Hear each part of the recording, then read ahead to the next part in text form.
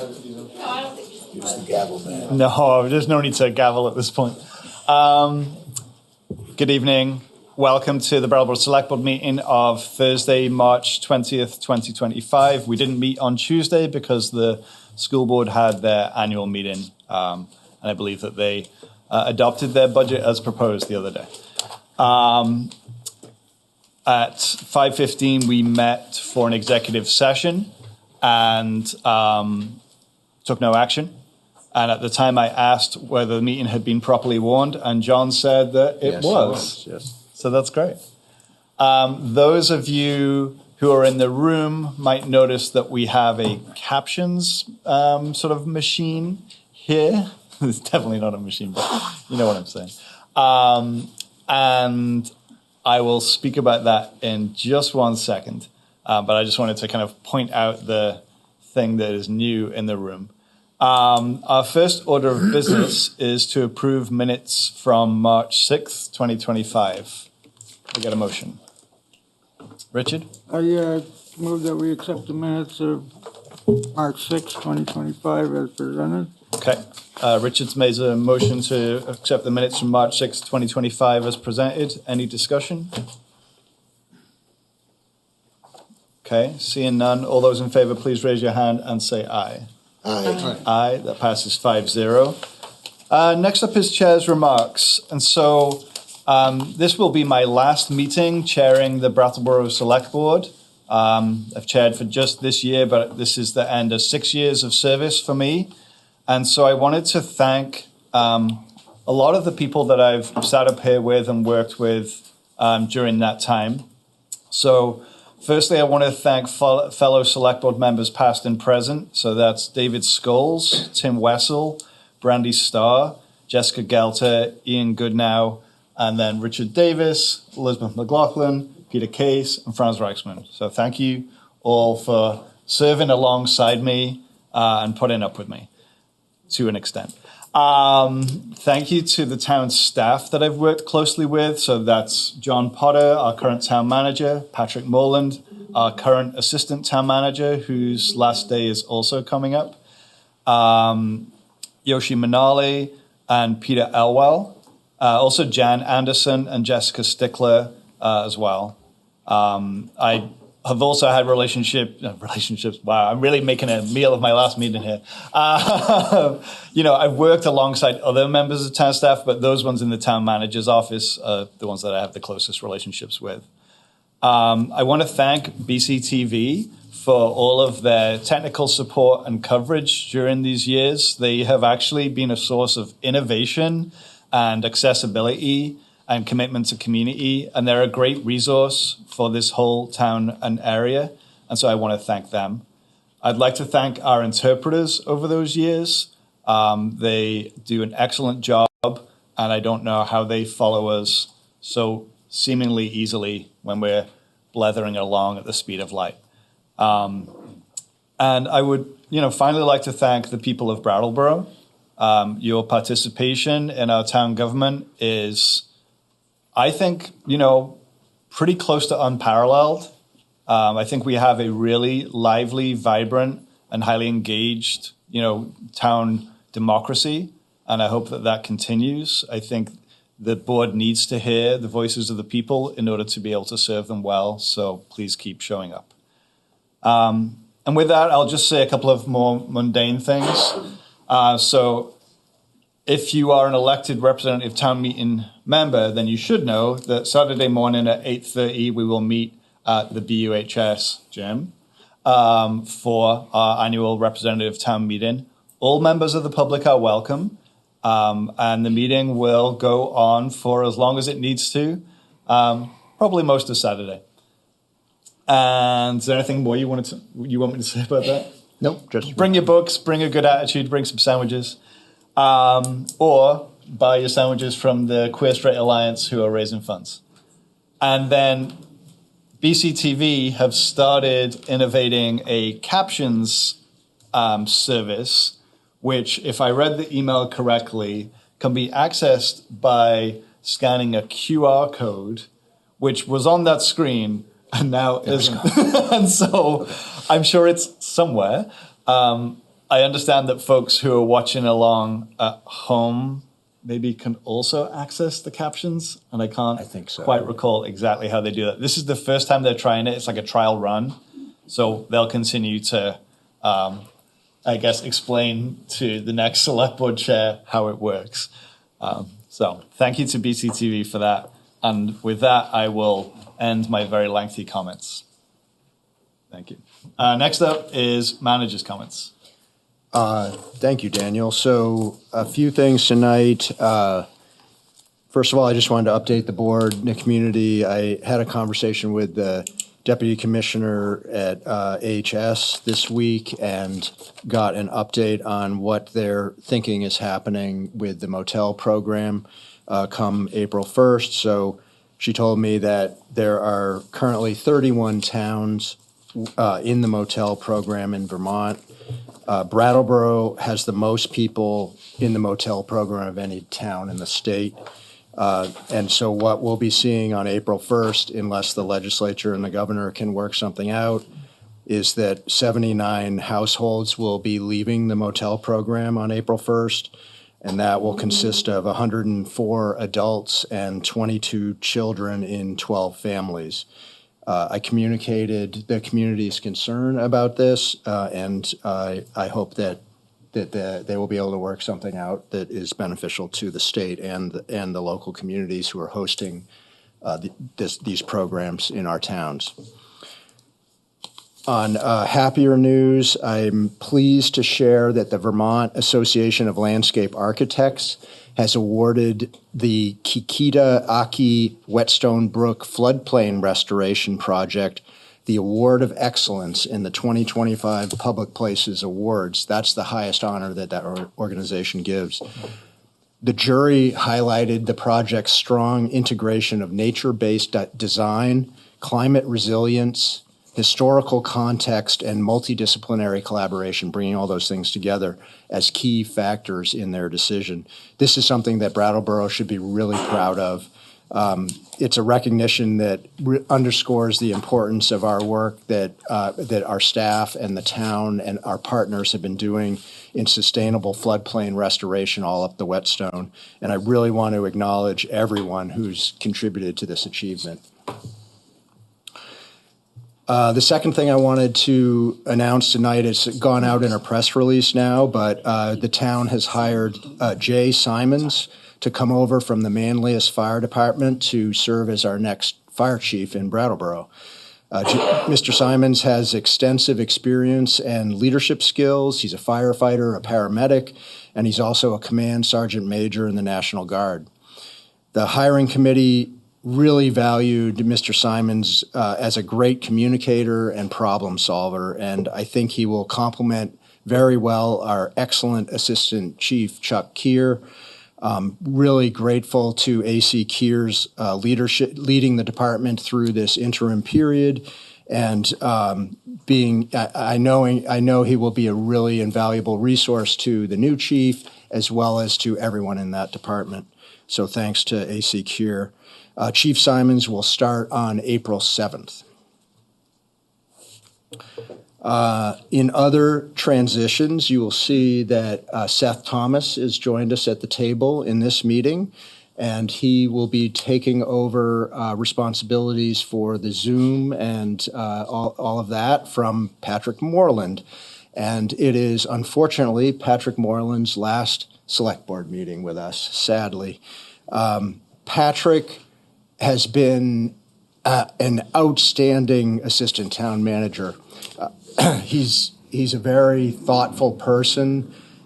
He looks at things 2 or 3 moves ahead. I find that Patrick is extremely strategic and empathetic person, and it's been really my pleasure to work with him.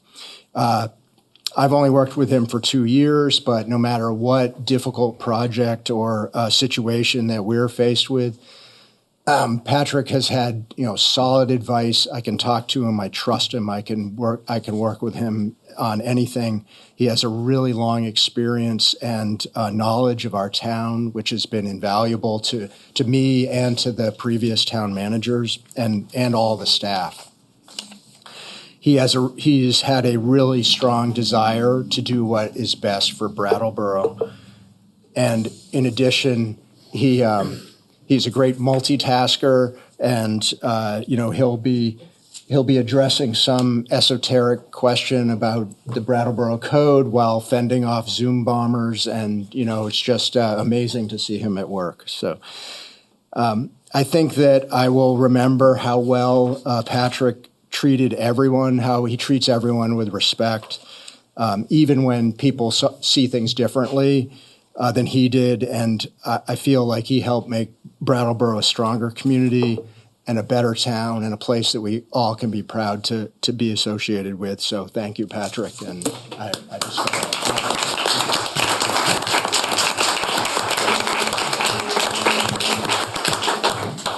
And as it is Daniel, Richard, and Franz's last select board meeting here in this room, I just wanted to also thank the three of you. I've found it really rewarding working with each one of you, and I really appreciate the guidance that you've given me and the advice, and I'm going to miss working with all three of you. So, that's what I have. Appreciate it. All right. Next up is select board comments and/or committee reports. Liz. Well, I just wanted to echo everyone's comments. Of course, Patrick Moreland will be missed, but also it is the last meeting for Daniel Quip, whom I've served with for the past 6 years, and also Franz Reichman for 2 years, and Richard Davis for 1. And I know, I bet you I speak for Peter too when I say we thank them for their service and we will miss them. Thanks, Liz. Other board members? Okay. We'll move on. I guess I did speak for Peter. I guess so. I was just going to say good riddance. Thanks, Peter. Yeah. We'll move on to public participation. So this is a part in the meeting for the public to speak on something that is not on tonight's agenda. You could also request that an item be pulled for consideration from the consent agenda at that time. If you wish to speak, all you need to do is raise your hand, and then you'll be recognized, and you'll be given the microphone here. And if you could introduce yourself and then speak for up to 3 minutes on the topic that is not related to tonight's agenda. So with that, is there anyone from the public that would like to speak about something that is not on tonight's agenda, or request that a consent agenda item be pulled? Yes, sir. Would you mind coming to the microphone? Hello. My name is Richard Ritchie, RICCI. I live at Morningside Commons, and I have some concerns in regards to the safety from groundworks. And I think everybody kind of knows what's going on with that. But being so close to where the shelter is and what happened, there's quite a few of us that have maybe a little bit more concern than others. And what I have here is 300, almost 400 different police calls to when the groundworks was open on 81 Royal Road, the shelter on South Main Street, and the Delham Chalet, where there was just so many police calls in regards to overdose, welfare checks, theft, assault, murder. And from what we're gathering there, Groundworks has no plans on putting any kind of security officers or guards or any kind of metal detectors or wands or anything like that to secure the facility. And it seems to me that it's kind of like a no-brainer that the place, what happened, and now the place is going to be even larger and hold more people and have, no upgrades in security to help the people that are there, that are going to be living there, neighbors, whatever. And it just seems like, we're going nowhere with the groundworks. They're not conceding anything. They're not, none of it. No, like I said, no metal detectors, no wands, no nothing, no security personnel. And people just kind of run amok through there. And, you know, they come down the hill down by the cemetery, just any which way to get there, come through our front yards, leave through our backyards. And it just seems that the same old thing's going to happen again. And I think that I speak for a lot of people that, you know, couldn't make it. But I kind of have the pulse of what I talk to a lot of people, and I know a lot of people there since I've been there for so long, is that they're all in the same boat, that they're kind of scared of what's going to be happening down the road in the evenings when they're walking their dog or walking their mothers or whatever it might be, their daughters. So it's a real concern. And, you know, I hope that Groundworks could change their minds and think about doing the things that are right to protect the public and the people that they house. And that's about it. Thanks, Mr. Ricci. Anyone else who would like to speak on something that is not on tonight's agenda? Yep, Tom? Tom Mosikowski.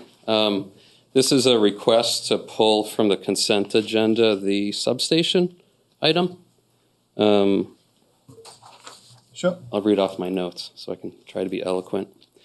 I proposed to you all at the October meeting verbally, and then before the November meeting, I sent an email with a visual explanation with text, and then followed up afterwards. The proposal is that the police substation be located more towards the rear and accessed from the alley. I think the main benefit of the police will be their patrols on foot and by car, not the public window shopping for public safety. So to me, I don't see much difference between being around a corner for them accessing their substation versus front storefront space. I think the front side facing street is or can be the most desirable storefront commercial space of the building in our compact downtown, and much more so than I believe the alley space and rear space of the building ever can be. I think we should keep in mind the rental income that we can potentially have and to maximize that.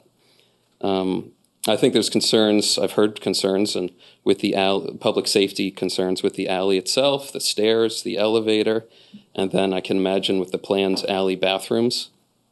And I think it may be a minor detail, but having the police have an access in the alley for their substation, the door they come in and out of, will be the maximum, putting the odds in our favor that those public safety concerns for the stairs, alley, and elevator will be the best they can be. This isn't coming from the Planning Commission at all, but I've been on the commission for 6 years, and I've been thinking about efficient use of space and preserving commercial space, storefronts, and compact, efficient use of space in our town. And I think that's partly what's informing my proposal. And then after the November meeting where you all voted for option 3, I did hear from a couple people I spoke to right after the meeting, right after and then 2 days later, that it was their impression as well that it was just the total price and programming that was decided, not the actual layout of the of where it would be in the building and which side it would face. And then just finally, at the minimum, I want to pull the item from the consent agenda because I just haven't heard or read a statement at all that gives justification about why it should be in the front versus the back. Okay. Or the side. Thank you. Thanks, Tom. Can I just respond to that real quick? So I don't mind pulling it, that's fine, but the item that's on the agenda is about ratifying 2 contracts, so that's what we'll discuss. It's not a total discussion about the project. It's will we ratify these 2 contracts that were already awarded, one for design and one for project management. So, we'll pull it, we'll discuss it. I think it's fine. We've had a lot of people with different viewpoints about this item reach out to us and say, don't pull it, do pull it. I think, we'll err on the side of let's discuss it, but we're going to be discussing a pretty narrow piece of it. Okay? So that is heard. Any other members of the public who wish to speak about something that is not on tonight's agenda? Yes, ma'am. Heidi Fisher, District 7. I also wanted to pull that same item, excuse me, because of the question about more pertain what you were talking about, Daniel, about the two contracts, because I'm wondering with town meeting in 2 days and the possibility that the budget will not be passed at that town meeting, whether it's smart to make a decision to spend this money 2 days before that meeting, when it may be that something changes based on what the town wants at the town meeting. Yeah, thank you. I think one of the reasons why I also wanted to pull it is because I think there's some confusion around what has been decided, what is, part of our general fund budget. This was a decision that was made and funded by money outside of the general fund.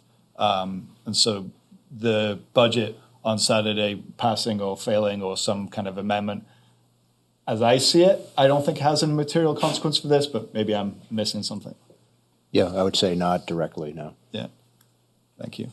Other members who would like to speak, other members of the public who would like to speak about something that's not on tonight's agenda? Yes, sir. Hi, I'm Michael Hertz. I'm the president of the Morningside Commons Association.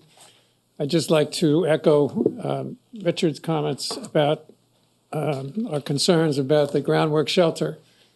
It's been approved by the DRB, and as I understand it, that's the only town approval it needs. So I don't know if there's anything this board can do about it, but it is a big concern, and I wanted to bring it to your attention.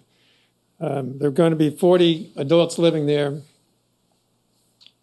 single adults. Previously, it had been 30, which, as Rich said, generated lots of police activity. And we expect there would be as much, if not, or even more with 40 residents. In theory, no one with active drug problems will be there, but drugs are so rampant these days that we know that drugs will be there. And that adds to our concern. A recent article on the problems at the Windham and Windsor Housing Trust Canal Street property too just heightened our concern and our fear about what could develop at this location. As I said, I don't think there's anything this board can do, but I appreciate your listening and allowing me to raise our concerns and echo Richard's comments. Thank you. Thank you. You're welcome. Other members of the public who'd like to speak on something that's not on tonight's agenda? Bonnie. Hey. There you go.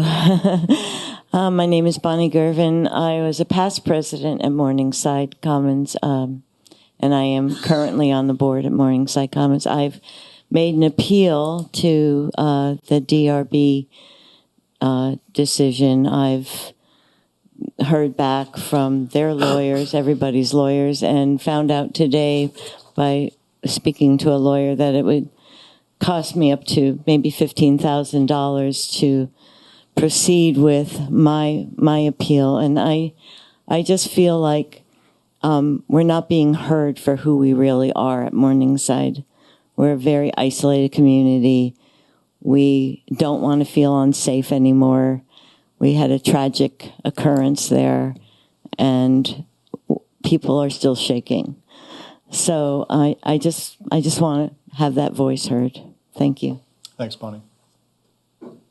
Anyone else who wishes to speak about something that's not on tonight's agenda? Yes, sir.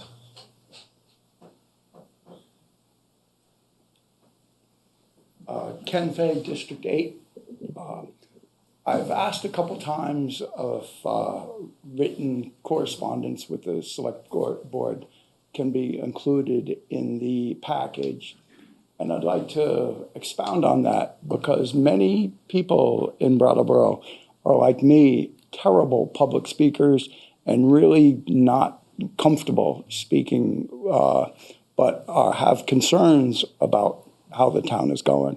So I would think, or I would hope, that would be another avenue to have their voices heard, because coming down in front of everybody on TV, it's a skill, and not many people have it, and just something to consider. And I know you're all turning over, so hopefully the 2 remaining and the 3 coming in will hear that. Thanks, Ken. Other members of the public with something that's not on tonight's agenda? Okay, let's move on. So the next item on our agenda is the consent agenda. John, would you give it a brief summary? We've pulled 1 item from it already. Sure.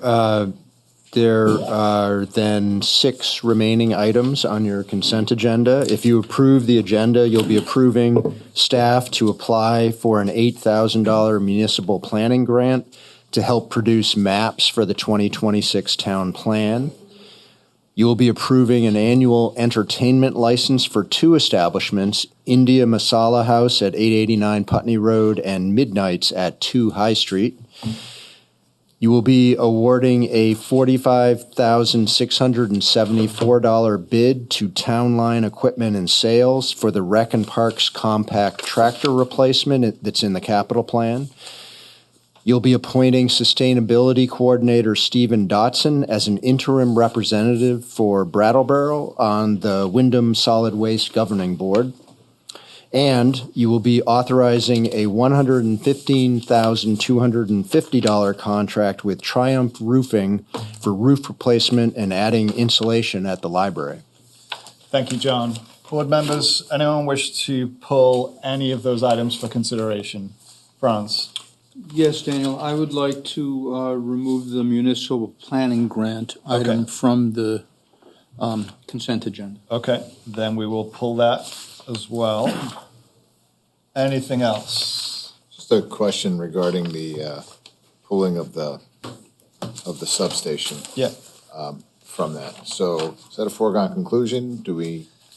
I mean, and I'm just going based on communication I've heard for and communication for keeping it on versus not keeping it on. I think our practice has been that if one member of the board asks for something to be pulled, then we pull it. We don't take a vote on it. That's been our practice. It's in our rules of procedure as well. Thank you. I'm glad. I checked. Yeah, that's good. So you are pulling. Could you not? Sorry. Just give us 1 second, please. Yeah. So no, I'm just basically going on what I've been told and what has been shared with this entire board. Yeah. That decision is still being made. Yeah. So. Okay. I want to, in pulling these things off the consent agenda, I also want to speak about what that means, and I'm going to get to that in a second. So any concerns that there are in the room right now, please hold them. No decisions get made without, consideration. So we can hold our horses for a second. John. So it is your practice and also in your rules of procedure that typically you would move those to the end of the agenda? Is that your plan?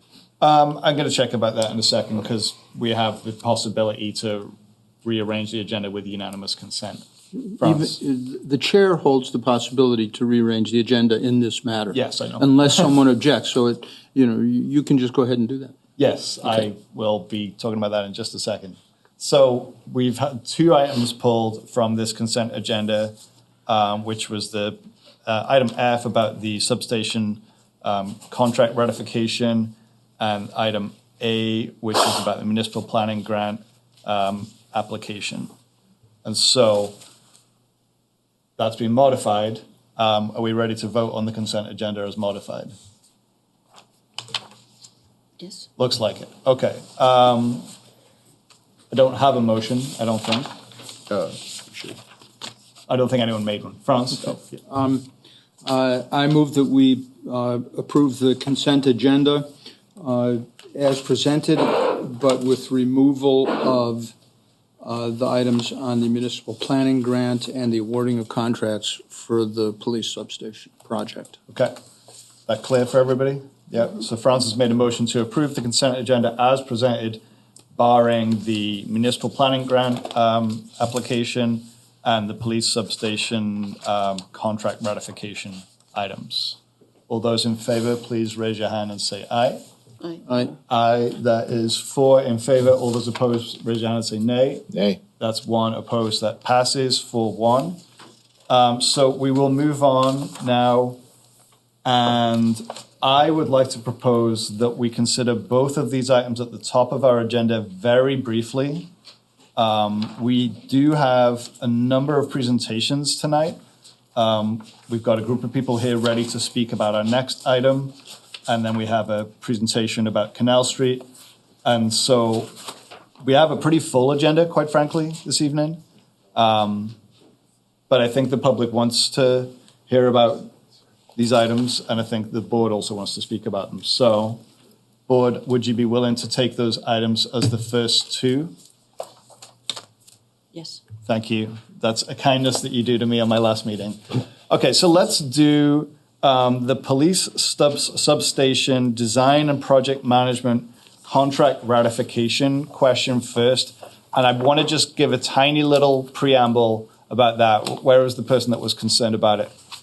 Did they ran away? Okay.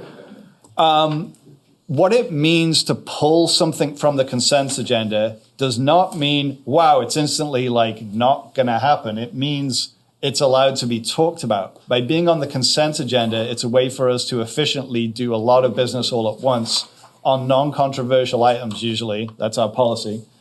And for some reason, this item has become a hot item. And we've had a lot of people saying, please pull this for consideration. We've had a lot of people saying, please don't pull it or please approve it. And to be very clear, this is an item about a really narrow thing. It's about two contracts that were awarded and are being ratified by the board. Okay? It's not about should the substation exist. It's not about should it be funded in a certain way. It's not about the design of the substation. It's about two contracts that have already been awarded and are up for ratification. John and Patrick, am I wrong in any way on that? No. Okay. Patrick, did you want to speak to the item real briefly?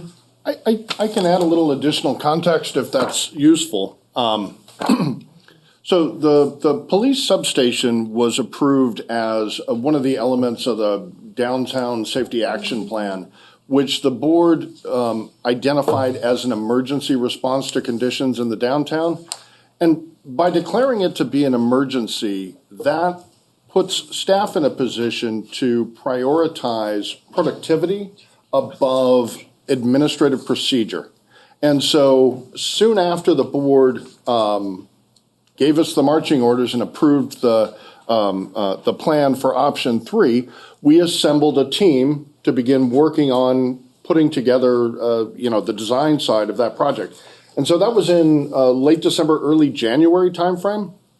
We began working on it in a series of meetings, both here at the Municipal Center and then occasionally down there at the Transportation Center, and have largely and substantially maintained the design to be within the same footprint that was shown to the public and shown to the board when the board approved us to proceed with this. So at the stage we are at today, we have, in essence, settled on a final design. It's within the same footprint that the board and the public last saw. It's a little bit different. We moved, one room over this way instead of over there. We were able to eliminate one of the walls. We think that's likely going to save a little cost or provide some additional cost to be available for an eventual publicly bidded construction contract.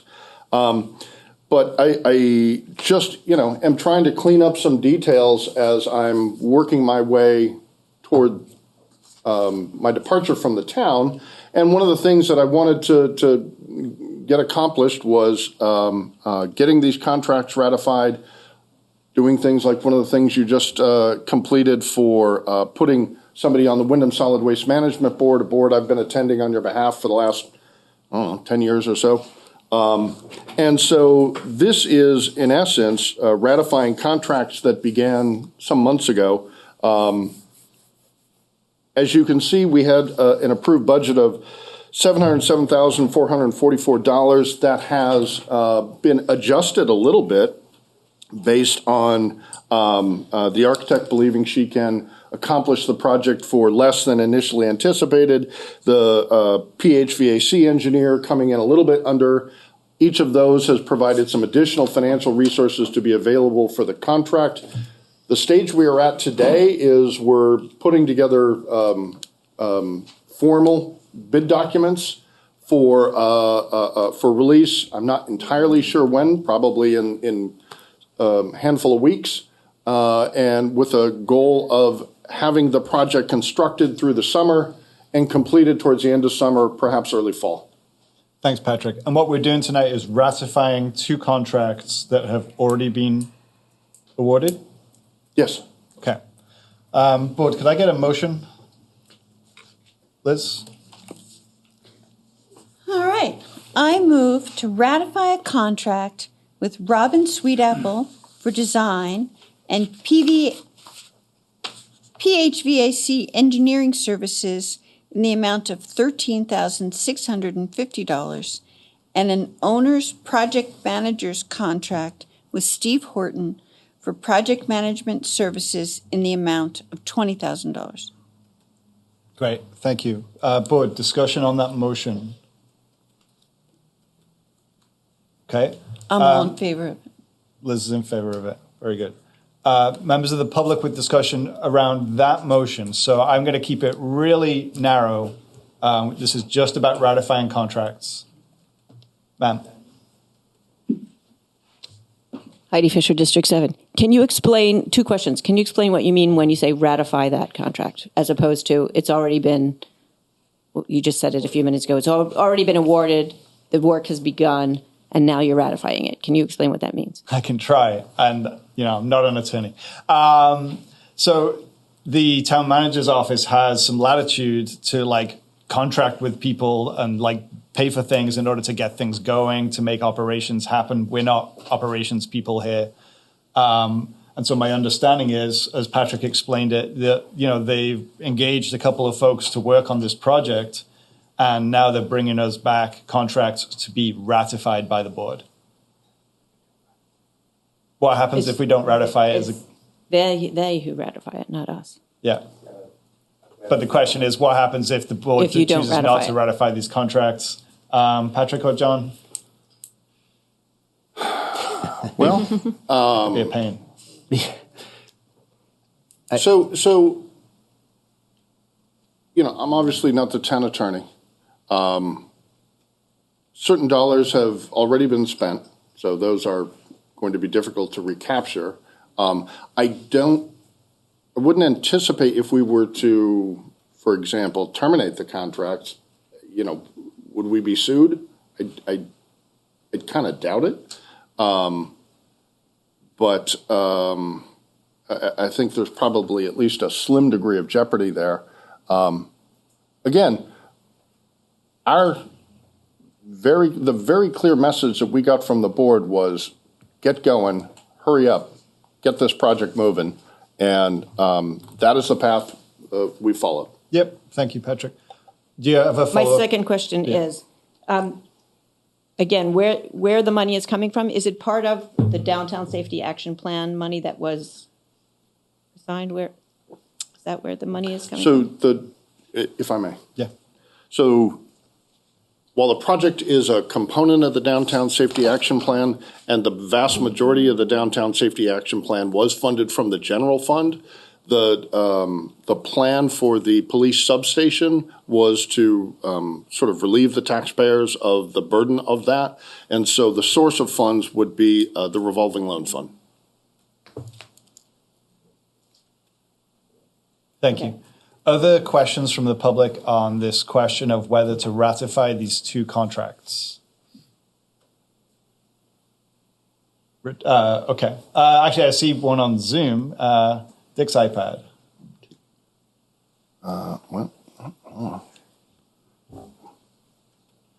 Good evening.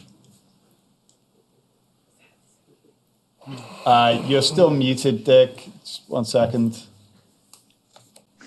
Yeah, good evening. So, Patrick, did someone answer the question? Yourself, Dick? Yep, thank you. Dick DeGray, District 8. If the new board coming in wants to vacate the contract, to have further discussions about what people are talking about redesign, what is the thoughts from the town manager, or if the town attorney is present at the meeting, to void the contracts that you're going to ratify? Yeah, Attorney Fisher's not. If you have any reaction. I mean, well, yeah, there's any number of many things that the town is working on that could be second guessed. Whether the new board wants to go through that list and second guess things is up to that board. You know, if we wanted to reverse courses on this project, it would mean some risk, as Patrick was mentioning, to the contracts that we've already signed. However, it would mean that we would, you know, extract ourselves from those commitments as wisely as we could. Great. Patrick, do you have anything to add to that? Yeah, the only thing that I would add to that is I don't see how anyone benefits from a confrontational approach. If the board felt it necessary to halt the current progress and say, we would like to have, you know, definitive input on the specific design and where in the building it's located, you know, what that would do is likely delay the project a little bit and add some cost because, like I said, design work has been done now for a while. I don't know exactly how much, right? Some portion of $8,000 might need to get spent to redesign the space in order to put it in a different location in the building. But I you know, I have a great deal of confidence in the folks that we're working with, and nobody would want to, I believe, take any sort of confrontational approach with us, and I hope we wouldn't with them. Okay, thanks, Patrick. Dick, does that answer your question? Yes, thank you very much. Thank you very much. Yep, you got it. And we have someone else on Zoom as well, Patrick. One second. If you could introduce yourself.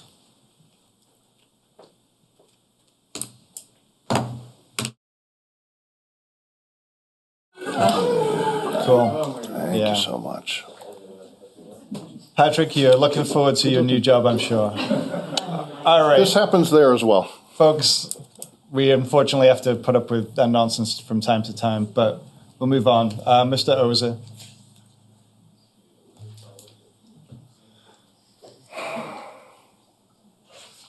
So, Bob Ozer, District 9.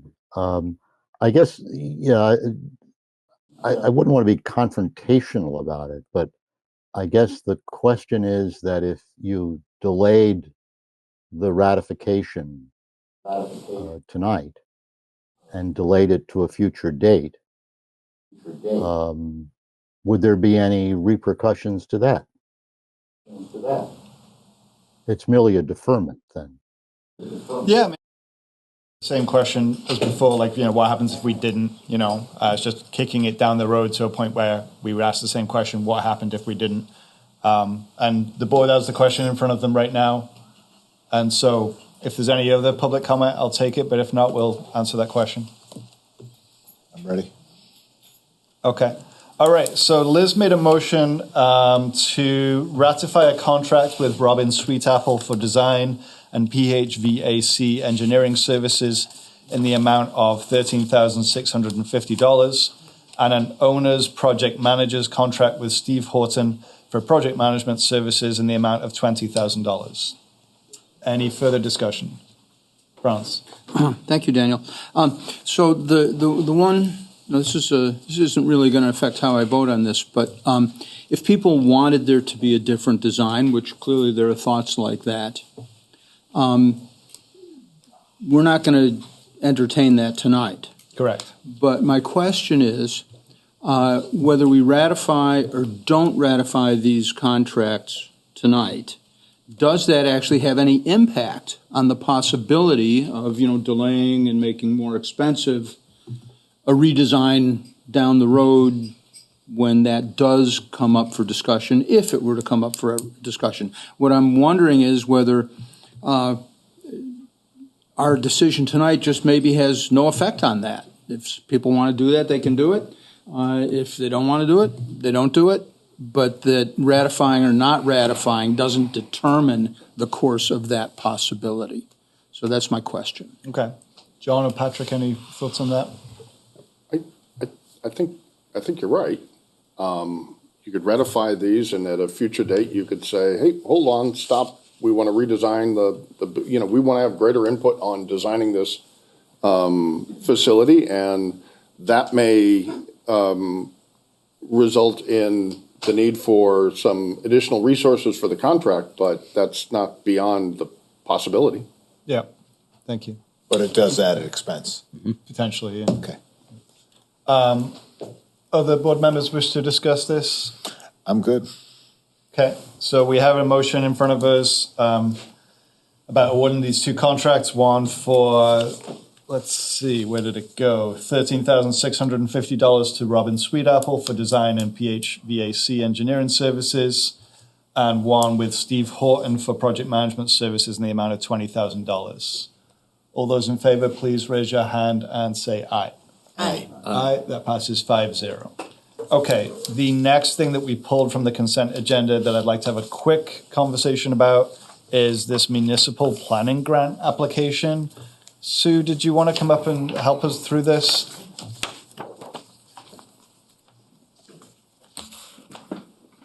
So as I understood it, there was a grant that we were applying for, and then there's some possibilities about doing that differently. Yeah, so what's before you is a grant to help us fund the required maps that we need as part of our town plan, which we're beginning an update to. In conversations and, just understanding some of the items that we needed, that we might need in the town, I wanted to alert you to the fact that the municipal planning grant can be used for a wide variety of planning studies, including a capital plan and budget. And so the grant is due March 31st, not March 21st, as my memo incorrectly stated. I'm sorry. So there is a little bit of time if the Planning Commission wanted to pursue a different project. So I just wanted to open that up. It does mean the Planning Commission did kind of sign off on the mapping project. I would have to try to get a meeting of the Planning Commission together. Surprise, planning commissioners in the audience, to try to, to see if they would be if there was a different project that you wanted to do. There will be another funding round of municipal planning grants in the fall, but that'll probably be, awarded at the end of December, and then work would begin. So just wanted to lay that out. Okay, thank you. Liz? Sue, when would this grant be awarded? This grant would be awarded by the end of April, if we were successful. And so if it were for a capital planning study, how long do you think that would take? I don't know how long it would take. But if we wanted we'd be working with a consultant in addition to our consultant treasurer, right? It would be complicated in that way. We'd be working with whatever this grant's consultant would render, plus our treasurer, who's also a consultant. So it's kind of a... Potentially, yeah. Clarifying question. So we're talking about capital plan and a plan for the budget. We're talking about the general fund budget? No, we're talking about a capital budget. A capital budget for the capital needs that we identify, infrastructure and then other capital. Okay. And so if we wanted to go ahead with the planning grant as Sue requested, we could really work on one of our own internal goals, which is getting data to OpenGov and using OpenGov itself. And so do you have an idea, John, the merits of using OpenGov versus this grant? Yeah, I mean, this came up during our department heads meeting this week as a potential thing that the board might be interested in. I think that it would work in conjunction with what we're doing in OpenGov. It probably would not. We still would have a capacity issue. For the big issue with getting data into OpenGov is that we have a limited number of staff who have the knowledge and understanding and time to get that information in there, which is what we need before we can start doing our long-term capital planning. So without enough staff in DPW and Rec and Parks and other departments, it's hard to say exactly how that would work with a consultant, but we do need that information in there. And are there grants available for inputting into OpenGov? Potentially, we would have to explore that. Yep. Because that seems like that would be the most useful for our present situation. Yep, it could be, and we have learned of a potential consultant that could perhaps provide some of that. So is that part of what Sue's talking about or not? It could be part of that. It probably could be part of it. Yeah. Okay. Franz? Thanks, Daniel. So we're really talking about, do we want to do this grant application or do we want to do that grant application? They both sound good. So why not do both? We can't do both with an application. They want one separate project. So we do have professional services fees in the planning department budget that we could contract with the Windham Regional Commission to do our mapping. So that could still get done. It still needs to get done, and it would get done.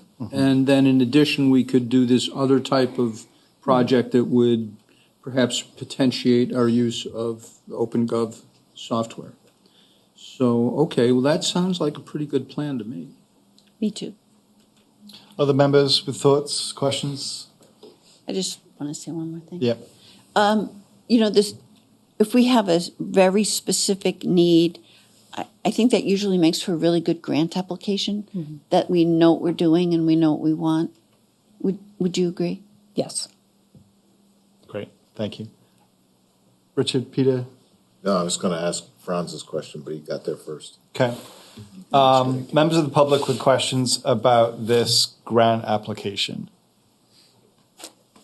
Surprise. Okay. So I think we'll probably need to amend the motion. Do we have enough data do we have enough information right now about what we'd actually be applying for to be able to go ahead and do this? Yeah, I think you'd be applying for a capital improvement plan and budget. And I think that we'd want to ask for the $30,000. That's the maximum a single town can ask for. There is like a 10% match on that. So I think, I'm going to need to start reaching out to consultants tomorrow to try to put together a budget and also try to get the Planning Commission to have a special meeting next week. So, go ahead, John. Yeah, so you would want the motion to be subject to Planning Commission approval then as well? Sure. Okay. Okay. We love writing motions on the fly. Yes. I would say the chair can make a motion in our Robert's rules for small boards, so I'm going to just go ahead and give it a try. So the motion would be to authorize staff to apply for up to $30,000 from the 2025 Municipal Planning Grant to hire a consultant to help with a capital planning budget. Plan and budget. And budget, provided that we get Planning Commission approval. Is that adequate and correct? Works for me. Okay. Any further discussion on that? Any further discussion from the public? Okay. All those in favor, please raise your hand and say aye. Do I need to restate it? Aye. Aye, fine. 5-0. I think everybody understands what we just tried to do there. Thank you. All right, thank you. All right. Thank you to board members and members of the public and presenters for bearing with us as we took that little detour. Now we're going to get back to our agenda as it was published. And so this first item on new business was an update from Juan Brattleboro. And I think we have a number of presenters to come and join us here. Yep. And only 2 chairs, so that's a good challenge for them to solve. So I'll wait for folks to come and populate that space. Yeah, and while they're all coming up, I can get started if you want. Sure. And perhaps we'll have, we'll have people introduce themselves after I give an intro. Yeah, that's fine. Okay, so John's going to give an introduction whilst everybody's getting settled about what this thing is, and then we'll hear a little bit more from those folks here. Great. So in 2023, Brattleboro was identified by the state as a community with higher than average rates of violent and drug-related crime. And we certainly are seeing this in the police department and the fire department. In the police department, where we have over 13,000 calls a year, and those have been growing at 5% a year. So more and more calls that we're seeing. Also in the fire department, where we have about 4,500 calls last year, and those were up 7%. So we have really increasing demands on our public safety systems. In response to that, Governor Scott's Public Safety Enhancement Team brought to town a consultant, Jim Baker, who many people met and spoke with, to facilitate a cross-sector response to this problem that the town was seeing. That work culminated in a symposium that was held up at SIT in April of 2024. And following that symposium, we called together a bunch of key local leaders in the community in public health, safety, housing, and government sectors, and they all came together and kind of asked the question: Is there a shared vision that we could find in this work to make Brattleboro better? Is there a way that we could support each other, that we could be accountable to the community? Those were the types of questions that we were asking. And so we started meeting monthly to take these thoughts and put them together and see what we could do to work better and collaborate better. So who's involved in this? All the folks that you see here today, but the folks involved in One Brattleboro, the leadership that came together, was from multiple sectors across the community. And really, we took a broad and inclusive approach on that. So in town government, we had members of the Selectboard sitting in these meetings. We had the town manager, the police department, the fire department, and the library. For public health and social service organizations, we had the Brattleboro Memorial Hospital, Brattleboro Retreat, HCRS, Groundworks Collaborative, Turning Point, Southern Vermont AIDS Project, Building a Positive Community, Senior Solutions, Interaction, Southern Vermont Community Action, and Winston Prouty were all represented. For the housing organizations, we had Windham and Windsor Housing Trust and Brattleboro Housing Partnerships. Education sector, we had the Windham Southeast Supervisory Union, the high school, and the Youth Council also has joined us. The business community was represented by Downtown Brattleboro Alliance, and the legal system was represented by the State Attorney's Office. Probation and parole has been very involved, as well as representatives from the Vermont Judiciary. For state government, we had our wonderful Direct Field Services Director, Sue Graff, from the Agency of Human Services. And I think this group, as they started to talk and build trust and work together at the leadership level, all found that what we really want is a healthy and resilient community in Brattleboro, where people can have a high quality of life and a thriving local economy. And that was what was bringing us together. And I wanted to turn it over now to Sue to start talking a little bit about some of the initiatives that this leadership group has started to work on. So Thanks. And I'm not sure if I should address the select board or the I think both. Okay, I'll look straight ahead now. Yeah. I'm trying to address everybody, and it's a big group. And Sue, we could do some introductions too at some point whenever. Yes, and I'll have folks, so represented here, I'll have the folks introduce themselves, and online we have, in addition, we have Elizabeth Bridgewater from Windham Windsor Housing Trust and Leona Watt from Department of Corrections, Probation and Parole. And as John mentioned, I'm Sue Graff. I'm the Agency of Human Services Field Services Director. And so what you heard and John describe, and we've got a one-pager here, is the Leadership Council, leadership team for One Brattleboro, and we're supporting key initiatives and key issue areas in the community that are cross-sector and collaborative in nature. And as John mentioned, I think Peter Drucker said it, collaboration moves at the speed of trust. So we have taken lots of time to get to know each other, get to know each other's work, spend time together in order to develop this shared vision and purpose and values and initiatives. And so we're focusing on community building, and that looks like the Fall Safety Fair that was hosted at NEYT. It looks like partnering with the WSESU, Windham Southeast Supervisor Union's Youth Council, on some upcoming safety initiatives.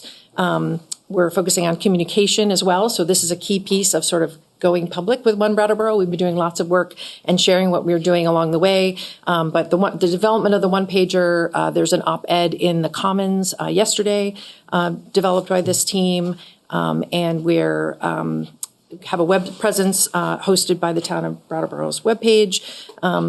We are also doing substance use and mental health focused work. A key piece of that is an outreach team. So there are 5 or 6 organizations, and I wrote them down because there's always more than I think, that have outreach staff. So Turning Point, Groundworks, HRS has 2 different programs with outreach staff, Pathways, and the AIDS Project.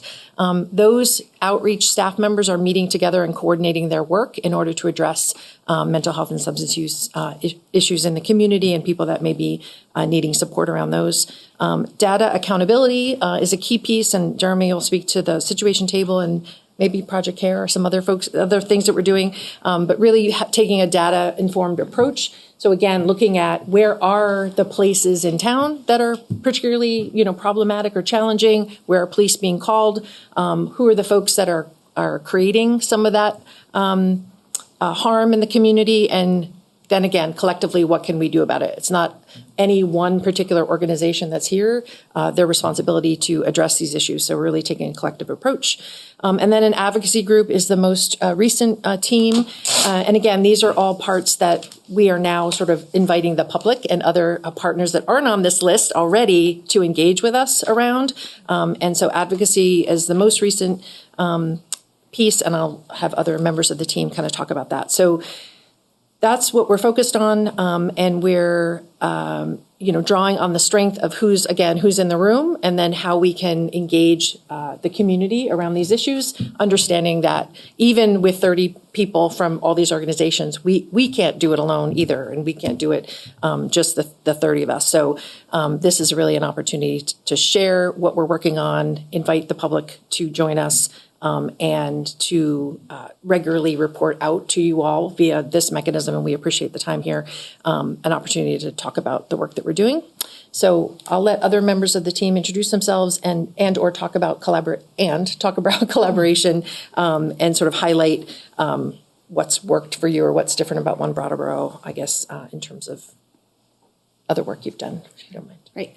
So, hi, I'm Christine Hazard. I'm the Executive Director at Brattleboro Housing Partnerships. And I would say, so before One Brattleboro was created, we began to collaborate a little bit more strongly with the Brattleboro Police Department. That was probably 19 months ago, and we began to meet monthly with Windham Windsor Housing Trust because we started to see a real uptick in safety concerns for our residents and our neighborhoods and also the surrounding areas.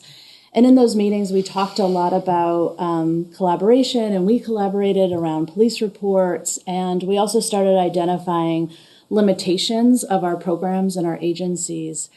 And I would say a few months into it, Jeremy started talking about data, and I'll let him talk about that. But he started talking about this program about looking at data in the community to really key in on where we want to put our resources. And in that process, we also started talking about just the real limitations that law enforcement have, the real limitations that housing providers have, and the gaps in services, and also the gaps of connecting people to services. So when One Brattleboro started up, I have to say in the beginning, I was a little bit pessimistic. I was like, how is this really going to work? Are all these agencies that I've worked with for many years really going to be able to collaborate in this way? And it took some time. It really did. And in the beginning, people were very pessimistic, and people were, I would say, had a hard time with the trusting of the process. But I remember one thing very clearly that came out of our first meeting, and that was that Jim Baker said to us, we're not going to police our way out of this. We all need to work together as a community to get this done. And it really resonated with me. And I think it resonated with a lot of the other people in the room. And after a few months, there was just this click of, we're not going to do this alone. Each agency isn't going to be able to create this change by ourselves. We really need to work together. And so there was some rub because we don't all see eye to eye, but we started to identify where the gaps were in services, and we started coming up with a plan. And for the first time in a long time, I felt hopeful about what we could do in town. And I felt empowered by the fact that we were working together and we weren't all holding our own burden ourselves. And so during this process, we started identifying, for me, one of our biggest concerns is not being able to trespass people from our property. And we talked a lot about it. And I had never met Steve Brown before. But through this process, we started talking about it. And I said, would you meet with myself and Elizabeth Bridgewater? And he agreed to the next Monday. And I know he has a very busy schedule. And we started talking about this and thinking about how we could present this to legislators. And very quickly, we did present it to legislators. And we sort of got a ball rolling. It didn't roll as fast as we had hoped in the legislature, but we started the groundwork, and I feel like we're starting to move in a direction. And so I will say that I'm a big proponent of deliberate steps. I don't like doing things in immediate fear reaction. So this to me feels like a very powerful way of getting results. And I know that people in the community are kind of like, come on, we want to see results. But I will say, as someone who is in the community a lot and on our properties a lot, I've already seen a lot of results in the care coordination. I've already seen situations be rectified before they got worse. So we and my staff are already starting to see a very big shift in how we do business and how things work out. And so I think from my point of view, I already see it working. So I'm excited about where we're going to go forward. Thanks, Christine. Yeah. My name is Steve Brown. I'm the state's attorney here in Windham County. I think one of the big issues that we all have is that we all work in a silo in our own lanes, and we're not really paying attention to what our other people are doing in the community. And this has really allowed us to break down the silos and the barriers. It's allowed us to forge relationships that I never would have had. For example, my relationship with Christine now, I think it's great that we were able to work to a common goal.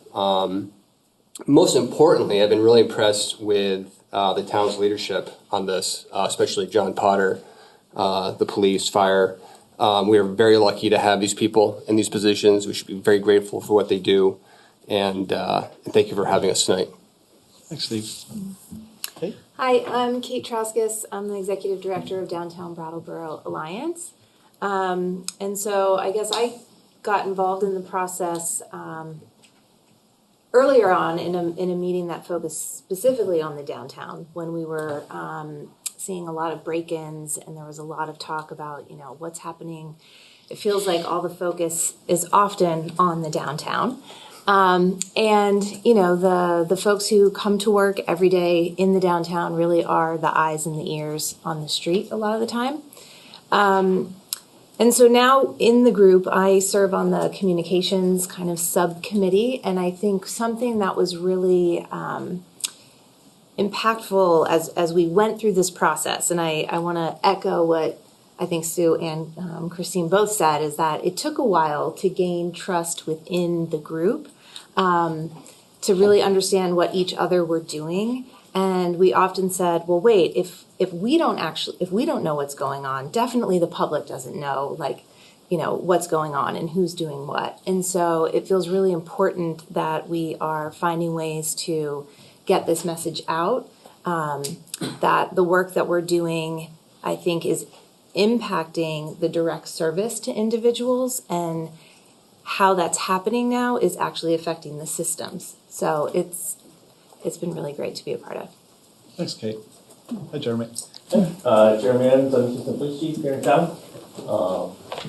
I think the biggest part for us out of this is the collaboration.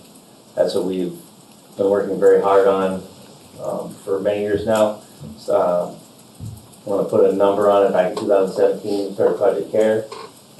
Started to get that off the ground. That was for collaboration on response to overdoses in the community, because we've seen a drastic increase in those since 2015. First related to heroin, now related to other opioids. The silos that Steve spoke of have always been a really difficult stumbling block for us.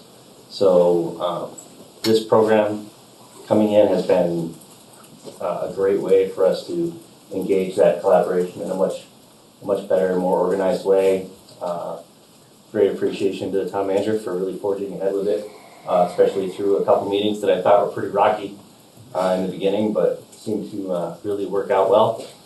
There's been a few really positive things that have come out of it. One is our core data presentations that we've been giving to all of the service providers in town, which is every 2 weeks we take all of the data that the police department's got in the last 2 weeks and we present it to all of the outreach providers and all the service members in town that have either organizations that have people out in the community working with those that are really in need in the community.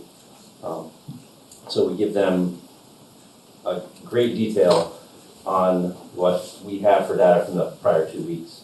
And we coordinated on how that got done by using some of the service providers to come to us and say, here's all our stuff. What would be useful to you? When you guys are out on the street, when you're out working with your clients, what of this information would be useful to you? Because we want to make sure that you have everything that we have. So we do that every 2 weeks with them, give them everything we have, and go over it as much as they need.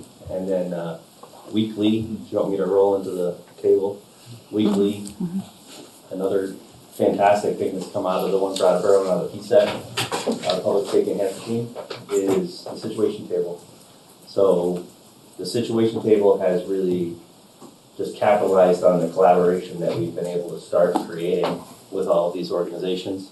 Right now, we probably have at least 15 organizations that are still showing up every week to sit down with us and collaborate on identifying people that are at acutely elevated risk in town. Basically, people that are at such a high risk that we believe that they're in danger of serious bodily injury or death in town. And I think everyone that lives in town here probably sees some of these people in town on a regular basis. So we're able to work as a team with all of these organizations to identify who's working with some of these people and what resources we can provide that perhaps aren't getting provided to these people, and then collaborating on how to best get those resources to those people in the hopes that that can be as effective as possible in reducing that risk, not only to those individuals, but also to the community as a whole. And that's been, we're like 6 weeks in on that program. That program has started off really well. Really excited to see where it leads. The department and the town has been in very strong support of it, and we've seen great support from all of the service providers in town, which has been really exciting. Thanks, Jeremy. Elizabeth is on Zoom with us. Was Elizabeth going to speak as well? Yes. Yeah, great. Hi, Elizabeth. Welcome. Hi, everybody. Hi, Daniel. Thank you. I'm Elizabeth Bridgewater, the Executive Director of the Windham and Windsor Housing Trust. And I have, lots of wonderful things to say about One Brattleboro. It has just been an incredible group to brainstorm solutions with, and I just really appreciate the deepening relationships that I've had through this process. I want to focus on a couple examples. One is that Christine already mentioned about the no trespass law that we have some interest in changing. And I think it's going to be a slow roll, but I'm inspired by how many people were unfamiliar with some of the limitations that housing providers, both nonprofit housing providers and private property owners, have in terms of limiting people who are being disruptive on their property. So we're working together in this early stage of this approach to really bring that awareness to the public, and then also a legislative strategy that we got started this year, but want to continue in the next legislative session. So I'm feeling really hopeful about that, because I think it'll give housing providers greater tools to have more control over who is on the property. The other thing is that this is like what I like to call a micro strategy, because it's a kind of a small area, but it was having a really big impact, I think, on the morale in town and the morale of people living in the building. And that is the side entrance to the 9 Canal, which is a downtown building that is housing folks over the Brattleboro Food Co-op. And I think it was fairly visible to everybody in the community that there were a lot of people using that side entrance to tuck in and engage in various behavior that wasn't appropriate in that back hallway. And it was pretty disruptive, I think, to the sense of the downtown, the entrance to downtown, and certainly to the residents that are living in the building. So after the second One Brattleboro meeting, the chief and I and the assistant chief and Anthony from the co-op met in that hallway and just brainstormed, like, what can we do in this hallway to affect change? And we talked about, cameras and signage, alarming the door, and then sort of the legal framework of within that one space, how we could set up a legal framework where we could actually no trespass people from that area. And so we implemented all of those ideas, and I don't think we can take full credit for that, because there's a lot that also the police department is doing in their normal policing activities.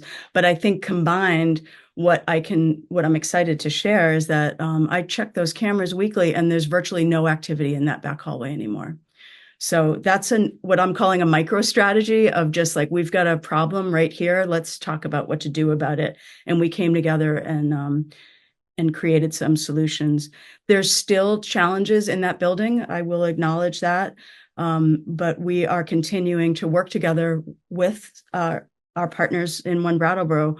We're partnering with Interaction to host community meetings. We had our first one last week, and it was very well attended and I think well received. We had a really productive conversation with the residents. The BRAT team is in the building periodically just to make their presence known. And then we're also collaborating with the AIDS Project of Southern Vermont to do outreach in the building. So we're trying to come at this challenge from 2 angles: one, accountability and safety, and also compassion and outreach. And I think that is actually a great example of what I think One Brattleboro exemplifies, because we are very caring people that want to see change in town, and we need to come at it from a variety of angles and kind of hold those 2 things at the same time. Finally, I just want to say, organizationally, we feel really inspired by the data approach that Assistant Chief Evans has brought to the table. It's just been really exciting to see the power of data getting shared. And we've been inspired to start using police data that we have available to us to put into context some of the activities that are happening at properties that the Housing Trust owns. And so we've started this year looking at monthly police data at the property level, and then also the types of calls, and starting to map those out and look at trends. And so what that's doing is helping us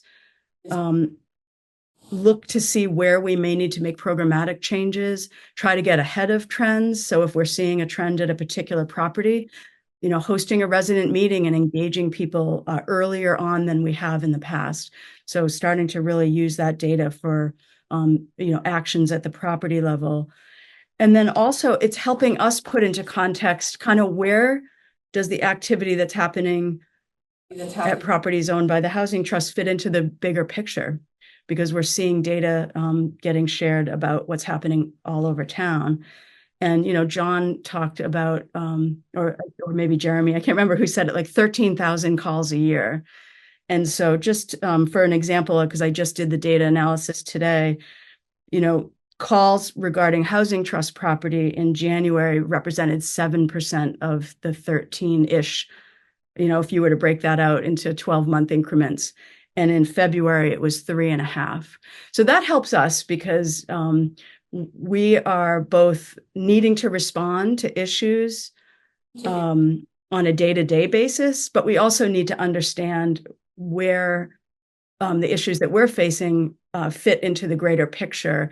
And so this is data that we're sharing with our board every month and with our leadership team, and it's helping us understand what's happening and what our responsibilities are and kind of how it fits into the bigger picture. So I just feel really inspired by this collaborative work. I feel really grateful for John's leadership as town manager. It's been, as everybody has mentioned, it took a lot to get to the level that we are operating together now, and everybody stayed the course, and certainly John's leadership really helped in that regard. And then I just want to shout out again to the leadership at the police department. It's been invaluable to be meeting with them regularly and brainstorming and sharing information. And I think I feel really hopeful that as we continue to do this work, we're going to be able to make a meaningful difference for public safety in town. So thank you. Thank you. Sue, John, who was picking that up? Well, Leona Watt is online as well from okay. DOC PMP. I'd love her to introduce herself if she'd like to and reflect at all. And Star Electronica, who's not sitting up here with us, but from the library, I'm pointing, is also part of One Brattleboro, and the library is at the epicenter of all these issues. So I just want people to hear from Star if she would like to share, and then we can, I guess, move on from there. Great. Leona or Star, who's going to go first? Yeah. Welcome. You're just being sent a request for mute. There you go. Okay. Hi, thank you very much. I just wanted to say I'm just very excited. I've just started with the One Brattleboro for the Brattleboro Probation and Parole Office representing the office. And I am so excited about what has gone on so far before I came, and now just the plans that are being made and the subcommittees that are forming. And it's just very exciting. And I am really looking forward to what is going to occur with this program in the Brattleboro area. So we're very excited here at Probation and Parole to be able to participate. Great. Thank you. Thank you for your involvement. Star? Hi, everybody. Just to echo what everyone else has said, the collaboration and the support, mutual support, has just been fantastic. We have a lot of folks who come to the library that are in crisis. It's not a legal issue, so we hate to have to, call law enforcement to come, because sometimes that doesn't help the situation. Plus, it taxes our law enforcement. And so through this program, we've really been able to make those contacts, and we can call someone that we know has a relationship with one of the people experiencing a mental health crisis or a substance use issue, and get a more quick and more compassionate. Well, everybody's compassionate, but just a more trusted response, because not only is there trust among the partners, but then there trust among the community members who are coming to recognize the difference that this approach has made. Also, the situation table has been fantastic, because we can go there, we can see, okay, this person is on everyone's radar, so we don't have to worry so much as a library staff, is this person going to be okay? We know that we have people helping us with that, so grateful. Thank you, Star. Yeah, so that's pretty much a great summary of everything that this group has been working on. I feel like there is so much promise and so much really value in all of the people who've been engaged in this effort that that we working together, we can really make Brattleboro a much better place. And there's materials in your backup that describe the group, and there's a charter in there, and the article that Sue mentioned, as well as the one pager. So if anyone's interested, they can go online and see all that information. Oh, and Seth Thomas has put together a very nice web page for One Brattleboro, which is hosted on the town's website. So if you now search One Brattleboro on the town website, you should be able to find out all this information there as well. So, great, thank you, John. Yep. Questions or comments from the board? Yes, I do have some comments. Elizabeth? I'm very pleased to be a member of the One Brattleboro, and I just want to convey to the public that this is really epic, and it's taken a long time, but one of the things that we all heard from Jim Baker and are carrying with us is no one else is going to help us. It's up to us to, tackle these questions, and I think it's so promising. There's some people in town who've been hoping for years that everybody will get out of their silos and work together, and that's true for the social service agencies, but the police component is really key to place people with complex needs in the proper context so that everybody can pull together. And we've seen solutions, and we've seen it on a case-by-case level, but each case really helps the problems that we all see as a whole. So it's really wonderful to see us solving the problems on an individual level and on a town-wide level. And again, also, I appreciate everyone's contribution and John's leadership. Thanks, Liz. I was also present at those meetings, and I think in this last year, the board and town administration and town government has been working in a lot of different ways around public safety. And during some very hard weeks and months this year, when I would go to this meeting, by the time I left, I felt more hopeful. And not in some kind of like, I don't know, I'm just hopeful kind of way. Like, I felt really that I was in a room with a lot of very skilled professionals who are capable leaders who can actually work together in new and exciting ways. And I think that the collaboration that Elizabeth talked about and the impact at 9 Canal Street cannot be understated. That was a very significant hotspot in town for a little while. And just this morning, I bumped into one of the residents there that I know, and he was telling me how much better things are, how much happier he is. This is really impactful work in the lives of the people who live and work in our town. And so I hope that, this work will continue and grow, and, really yield even more results, because I think it is an excellent strategy. And now I'm going to shut up and let's hear some questions. France. Thank you, Daniel. Thank you, everybody over there. This is pretty exciting news, I got to say, to be hearing. I've known about One Brattleboro for some time, but to be hearing the details is really great. There's all kinds of individual details I'd like to hear, but I think, that would probably take up too much time for tonight. Mainly what I'm wondering is how do you get this information out to the public? And certainly a website, a web page is great, but I wonder if there's more active ways that you're actually introducing just the success stories, for starters, that we're hearing here. I think everybody in town needs to know that that's happening, and perhaps even ways that people can participate in some supportive role. What is it you would like to be getting from the community that would help you solidify what you've achieved so far and advance things in both quantitative and qualitatively in new directions? So I think there's just so much that it would be great to get out there and to stimulate discussion. And I mean, sky's the limit. I'd really like to hear more from you people. Okay. Any reactions to that? Sure. So, the communications group is coming up with what our strategy is going to be going forward. We had one op-ed so far, and I think that those will continue. We already have a long list of what those topics can be. I think definitely sharing the success stories is really important, and figuring out the best way to do that, not just through so for example, Elizabeth can send something out to her, newsletter and constituents, but I think it's really important that all of the partners are sharing this message so it reaches as many folks as possible.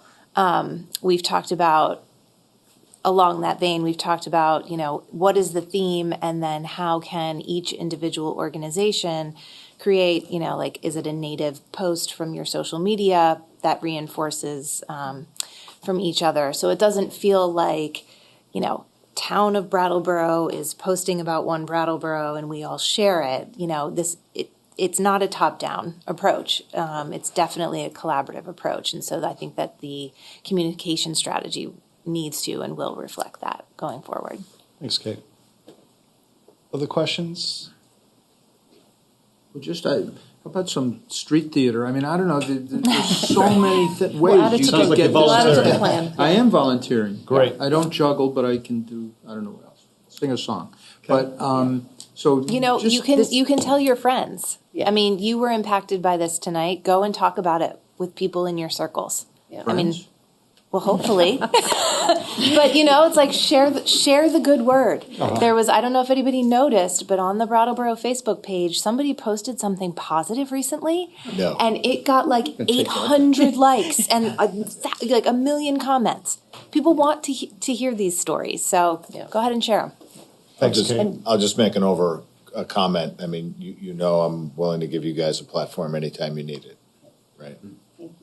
And this is the beginning. So I think that's, this is sort of our, we're introducing ourselves. And so, yes, we're grateful to the communications subcommittee around a plan. We're really grateful for the town for lending some of Seth's expertise in his communication role here. So that's invaluable. And that it underscores that this One Brattleboro is an unfunded, a coalition of the willing. And so we're coming together to figure out what it is we can do together, and drawing on the capacity and the strength and the assets and the resources and the skills of our team.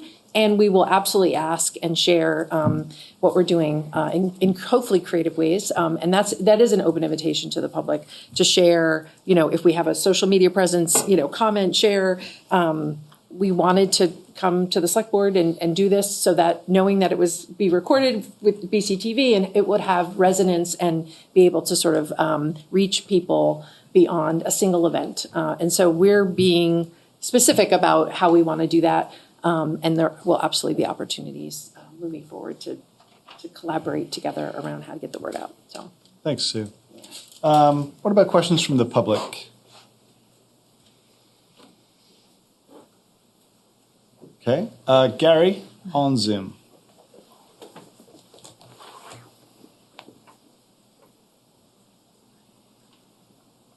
District 8, I just want to say what a great job you all are doing.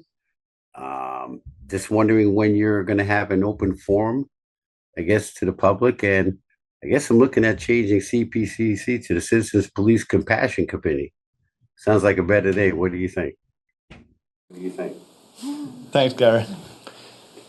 Thoughts on a forum, John? So we've done 2 community safety fairs in town, and I think we're getting better at them.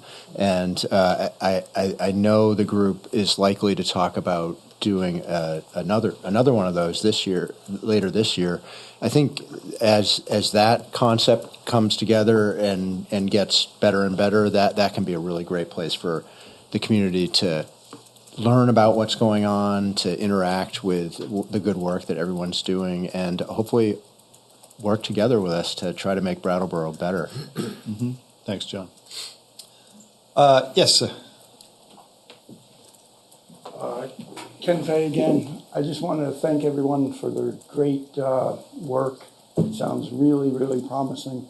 And also, I wanted to ask, I think there's 3 organizations here that are asking for grants, with the budget, and it just goes to show what that money is used for, because you guys are doing such a good job. You say unfunded, but the little amount that we give you, I mean, I think, you're doing great with, so little. Thanks, Ken. Other questions or comments from members of the public? Okay. Final thoughts from the select board? Okay. Thank you. Thank you. Yeah, Thank you. Thanks. You're appreciated. We look forward to seeing many of you again soon. Thank you. Okay. We will move on to our next agenda item, which is a presentation from consultants about the Canal Street safety corridor, stormwater planning, etc. Sue, you're going to join us. Are the consultants in the room or on Zoom? The consultants are on Zoom. Steve Hayes, if it's okay. Okay, Steve Hayes as well. Hello, Steve. Couple things on. So we've got Sue Fillion. I didn't give you your title earlier, so I'll give it now. Planning Director. Steve Hayes, Planning Technician. Is that correct? Yes. All right. Yes. And we're losing. I pay attention. And we'll give it a second to everybody to transition.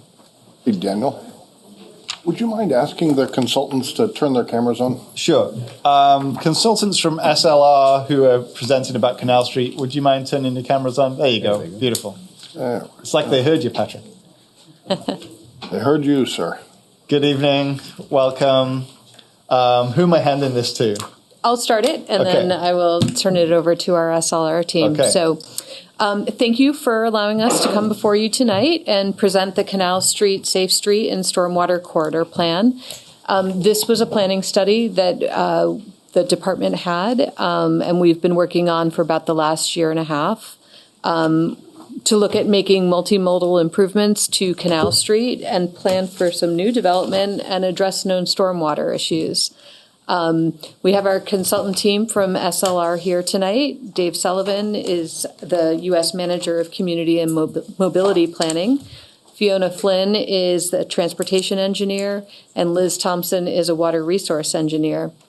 I also want to acknowledge and thank Faith Dahl from VTrans, Natalie Eldridge from the Vermont Department of Housing and Community Development, and Hank Anley from Vermont Agency of Natural Resources. Those 3 agencies were the funding partners for this project, and they were all very collaborative and really helpful during the study. They provided a total of $93,000 for this work, which was matched by $7,000 from the town. Dave and the SLR team is going to present on the project for the next 15-20 minutes, and then we'll leave plenty of time for questions and comments. The goal tonight is to introduce you to this plan, share what we learned and what they were able to kind of accommodate in the corridor. When we started the project, the federal funding landscape was very different, and so when we're ending this project, there's likely not a lot of grant programs available. So moving forward, we would likely be doing pieces at a time as we can find funding for it. So it is a planning study. It's not detailed to the engineering level where we could then just go out and construct. So that's just one thing to keep in mind. And with that, I will turn it over to I do just want to acknowledge we did have a steering committee. Some members are here in this room, and some planning commission chair is here as well. So great, thank you, Sue. Involved. Thanks. So, welcome, presenters from SLR. We're ready for your presentation. Thank you. So will somebody be presenting it, or should I share it on my screen? Share it on my screen. I think we're working on it. There we go. Patrick, are you going to be presenting? Yeah. Okay. There we go. All right. Well, thank you very much. Again, my name is Dave Sullivan. I manage the U.S. group, the Community and Mobility Planning. And tonight I'll give you a summary of the project. I won't go through all the details. I'm virtual with two of my colleagues, Fiona Flynn and Liz Thompson, and they'll do parts of the presentation as well. Next slide, please. The agenda. So the agenda quickly. We've done the introductions. I've said most of this. We'll give you an overview of the project goals, timeline, some of the existing conditions. Fiona will present some of the roadway concepts. I'll come back and give you some idea of placemaking opportunities, gateway, some streetscape palette ideas. And then Liz will talk about the stormwater treatment concepts, and then we'll finish there and be prepared to take your questions or comments. Next slide, please. When we started the study, we had some very clear objectives. The objectives are summarized here, but in general, we wanted to develop improvements that support not only motor vehicles, but they support walking, biking, wheeling of any type, and also transit, riding the bus in this particular case. We wanted to identify opportunities to improve the quality of public and commercial spaces along the corridor, and then integrate the best practice in stormwater management to address problem areas and water quality issues that have been identified. Next slide, please. Our project timeline, we began this project about a year ago.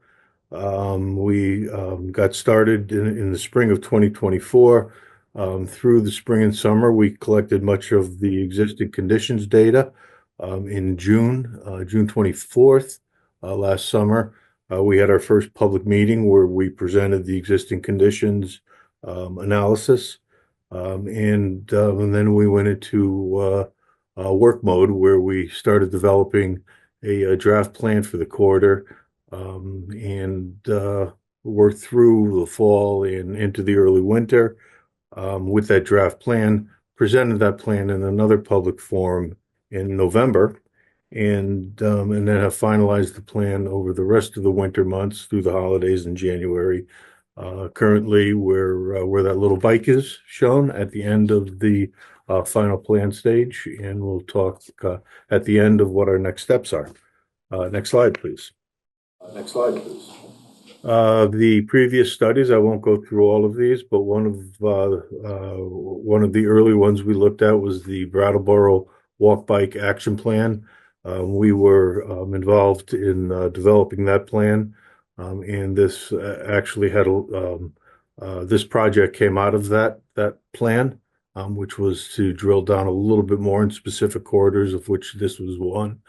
The Stormwater Master Plan, of course, is important in this project. We looked at the Route 5 Corridor Priority Assessment Survey, the Downtown Plan, the Town Plan, the Lower Whetstone Brook Corridor Study, and the Gateway Strategy for the Canal Street Gateway District. Next, please. I'll go through the existing conditions here. You can go right to the next slide. I won't go through all of them. I'll give you a flavor of the type of information that we assembled as we went along. When we first started the study, it was one of the first really nice days, actually, and you could see how sunny it was, but we did a walking tour of the corridor, and had not only members of the SLR team, but a number of people from the from Brattleboro and the steering committee, and it was very productive. Some of the big picture things we came out of there with was, boy, there's a lot of curb cuts here, a lot of wide driveways, a lot of uncontrolled access. The road itself has narrow sections. It's got wide sections, which in some cases are almost too wide. We talked also about some things that we should make sure we are aware of and take into account as we go through here. For instance, the V-Trans milling and paving project. As you'll see shortly, we have not only a long-term plan, but we have short-term quick build alternatives, which could dovetail with the milling and paving of Canal Street when that comes along. Overstreet parking, prohibitions, I guess, in where it's allowed, when it's allowed.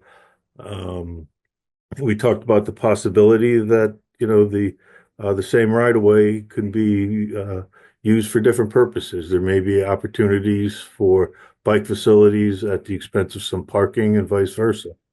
And then we also talked a little bit about some of the alternatives that are available. Next slide, please. Next slide, please. Some of the important things in the corridor were summarized in this, and we presented this to the public. None of these will be new to this group, but you know, the new bridge which is opened, the relocation of the Amtrak station, which has some important traffic flow ramifications. We talked about some of the development projects, the possible housing development on Bird Street, and you'll see we did a little bit with that along the way.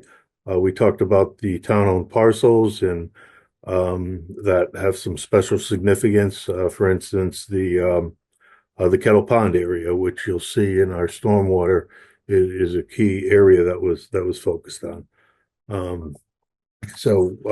Again, context and other developments, we did go through that in the existing conditions.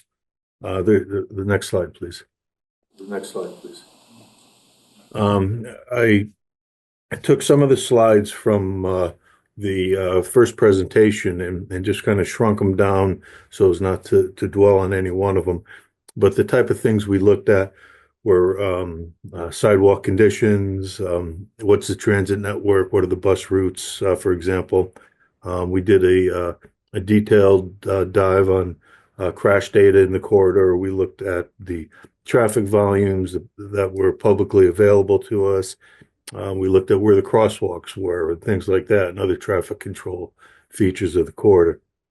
If you go to the next slide, I'd like to talk just for a second about one of the crash ones. I'd left this full size, but we call this a heat map. And what we did was take the information on all the crashes that involved bicycles and pedestrians, and the brighter the circle in the middle means you had the most incidents at that particular location. So all these locations had at least one injury, accident having to do with a bicyclist or a pedestrian. The 4 crashes was the most in a 5-year period up at South Main Street and Canal Street. So this gives us, didn't surprise us where some of these hotspots had shown up. But again, it was interesting to be able to show this to the public during our outreach meeting. Next slide, please. I won't talk too much about this because this really isn't my bailiwick. I'll let Liz talk more about it. But with the storm drainage, what was identified was there's really 3 drainage areas that were of certain focus. And if you go to the next slide, we can see where some of the stormwater primary issues kind of come together in those 3 areas. And on the right, some of the issues that were identified at those critical locations. For instance, at the Canal Street drainage system, the number 1 there. the watershed that's feeding that is largely it's a largely developed watershed, so there's not a lot of undeveloped land through there. A lot of the piping is undersized and aging. And the other thing that's important is water quality. There's really not a lot of water quality treatment facilities that were identified. In the Bird Street diversion, which is over in the circle number 2, the overland flow was something that was identified on Brook Street and Frost Place. It impacts private properties in the area. Erosion is an issue at some of the outfalls. Those were all identified. And lastly, at Kettle Pond, water quality treatment, erosion, things of that nature. Those were all identified when evaluating some of these key issues. So we can skip or go to the next slide, or actually skip 2 ahead. I'll try to keep it moving. So this is to give you an idea of, I guess, how the sausage is made. So we gather all this data, and we have to start thinking about, what kind of, what are our choices for multimodal improvements. We go through a much more extensive process, but in general, if you look in the upper left-hand corner, that's the Canal Street corridor, and it's color coded by the size of the right of way. So that tells us what width of road, what width of right of way, including the sidewalks and other, are available for us to put a facility in. Now, in some cases, you might have right-of-way impacts, particularly in the long term, but you want to minimize those. And as you go down to the lower left, it's kind of hard to see on this slide, but on the left side are all the different options we have. We could have on-road bike lanes, on-road bike lanes with parking. We could have off-road bike lanes. We could have shared use paths. We could have a number of different types of treatment, but each one has its own width requirements. So the color codes in that chart, we can take those color codes and then look at the graphic above and say which ones fit in which sections of road. Now, if you want to have a consistent philosophy throughout the corridor is about a mile long. You want to see which of these improvements fits through most of the corridor. So you don't want to be changing from a dark blue to a light blue to a middle blue, things like that. So over on the right were 2 of the cross sections, which kind of give us, I'll call it the full service. It gives us a turn lane. It gives us a single travel lane in each direction. And then in purple, you see those are bike accommodations, separated in yellow by some form of protection. And then another form of protection is the green, and then the blue is the pedestrians.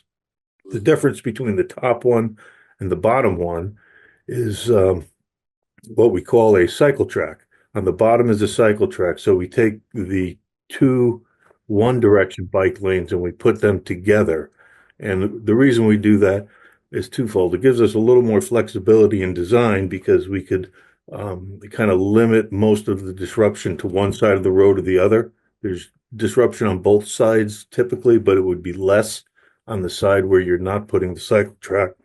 And more importantly, it allows you to save a little bit of width. So it doesn't require as wide of a right-of-way if you do the cycle track. So what does the cycle track look like? If we go to the next slide. Excuse me. This is a similar, not exactly the same, but this is in the vicinity of our offices here in New Haven, Connecticut, and you could see it's a similar cross section. So going from left to right, we have sidewalk, we have a buffer, then we have the travel ways, then we have another buffer, and then the sidewalk, and then another buffer, and the cycle track. So this is a little wider than we would be anticipating on Canal Street, of course, but this is a 4-lane road. but it's a similar concept. So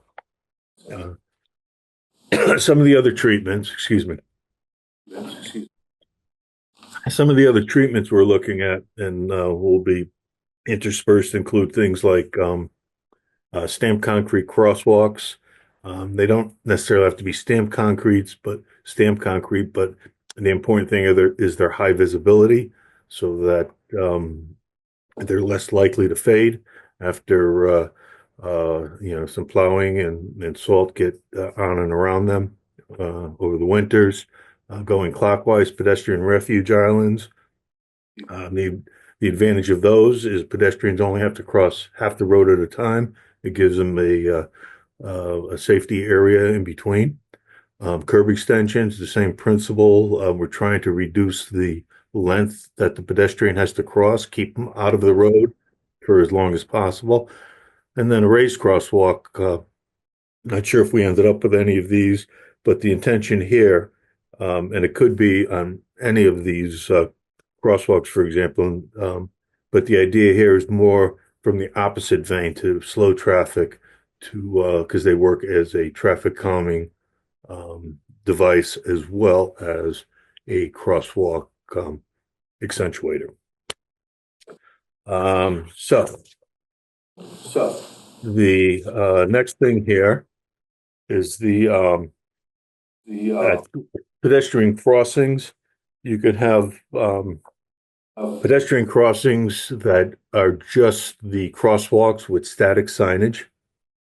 And those are typically fine in, for instance, at intersections and stop controlled intersections, at traffic signals and things like that.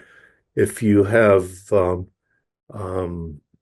crosswalks and they're not at controlled locations where the traffic has another reason to slow down or stop, then you sometimes want to reinforce that with some different type of equipment. In this case, we're showing two that we would be recommending at different locations. The RRFB, rectangular rapid flashing beacon. That is something you press the button and these exist around town. So you've probably seen them. But basically the lights start flashing and it alerts motorists that there's someone in the crosswalk or someone about to go in the crosswalk. The Hawk, or the high intensity activated crosswalk, is the next level up. And what that does is it gives more positive direction to the motorists. You can see there's actual traffic light indications which hang out over the road. It's a more expensive treatment, and it's typically we would recommend that in areas where maybe the pedestrian traffic is highest. In this particular case, where you may be coming from the schools on Fairground as you come across, and maybe over at Fairview Street or one of those areas where there's a lot of crossing of students, might be an appropriate place to use a Hawk instead of an RRFB. So those are some of the things we looked at. I'm going to turn it over now to Fiona and let her talk a little bit about some of the concepts. And we didn't put them all in here. We tried to give a flavor of the corridor. She could talk a little bit about the long-term concepts and then also talk about some quick build concepts. So Fiona, please.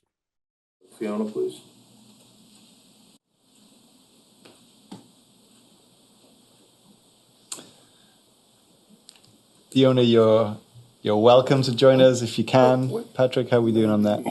Well, let's see. Stop sharing. Okay. I should be unmuted. Yes. Thank you. Great. Okay. Thank you, Dave. And I think we lost the presentation for a moment, but it is right back on. Thank you, Patrick. So I'm Fiona Flynn. I'm an associate transportation engineer. So first I'll be talking through our long-term proposed roadway concepts. We pulled a selection of the concepts from the report, but there are actually more concepts than this and different options for some of the sections of the corridor. There is a lot of information on these slides, and I'll be talking through them fairly quickly out of respect for everyone's time. But just so you know, the report goes into further detail on all of these concepts. So yeah, let's start with the long term. So starting at the southern end of the corridor, which is on the left side of the page. So in this case, the corridor is turned about 90 degrees. So south is on the left side and north is on the right side. So starting at the southern end of the corridor, this is near Fairground Road. Through this section, we're recommending bike lanes on Canal Street through the intersection with Fairground Road. And at Fairground, we're recommending upgrades to the traffic signal equipment, which is pretty outdated, and restriping of the faded paint. So lane lines and arrows are pretty faded right now, so we'd like to restripe those. And we'd also like to restripe the existing crosswalks or upgrade them to high visibility. As Dave said, either better striping or stamped concrete is an option as well. At this intersection and at many intersections throughout the corridor, we're also recommending that the corner radii be reduced. So narrowing or reducing the corner radii makes it so that turning vehicles have to slow down a little bit more as they take those turns, which just helps to slow traffic and is a traffic calming measure. Moving towards Fairview Street, we're recommending that the bike lanes transition to the separated cycle track. And this cycle track would be on the east side of Canal Street, so on the bottom of Canal Street in this case because the page is turned. And this cycle track would continue through the rest of the concepts. Additionally, in general, throughout the corridor shown in yellow, we're recommending that the existing sidewalks be widened to 5 feet. Generally, they're about 4 feet right now, and 5 feet is considered the minimum to comply with ADA standards. So some of these recommendations will be echoed throughout the concepts. And also we're showing that Hawk pedestrian beacon at the Fairview Street crossing. And this is partially to cross the high volume of pedestrians that we understand are out there due to the proximity to the school, and also to help cyclists to cross Canal Street between the bike lanes and the cycle track. Moving on to the next slide, please. So this is a little further north, and the main portion of this is the Burge-Washington Street intersection shown towards the center of the page. So the cycle track, as you can see, it continues on the east side of Canal Street. We're also showing in yellow those 5-foot sidewalks.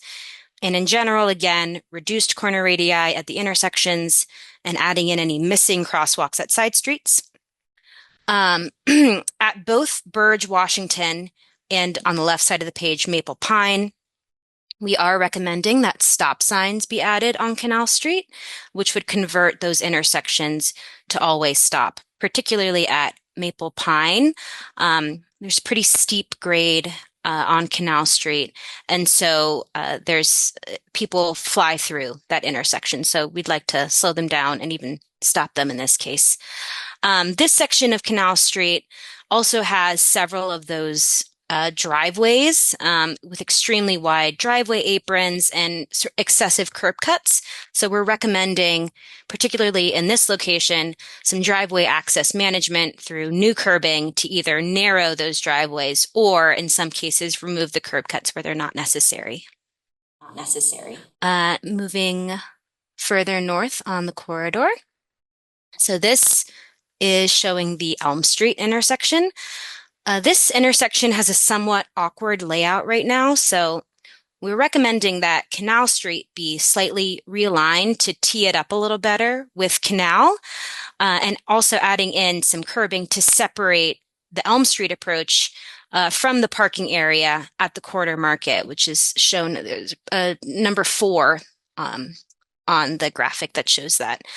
Also, for motorists who are heading north on Canal Street and approaching that bend in the road near Elm, it can be really difficult to see that stop sign that's there at Elm Street.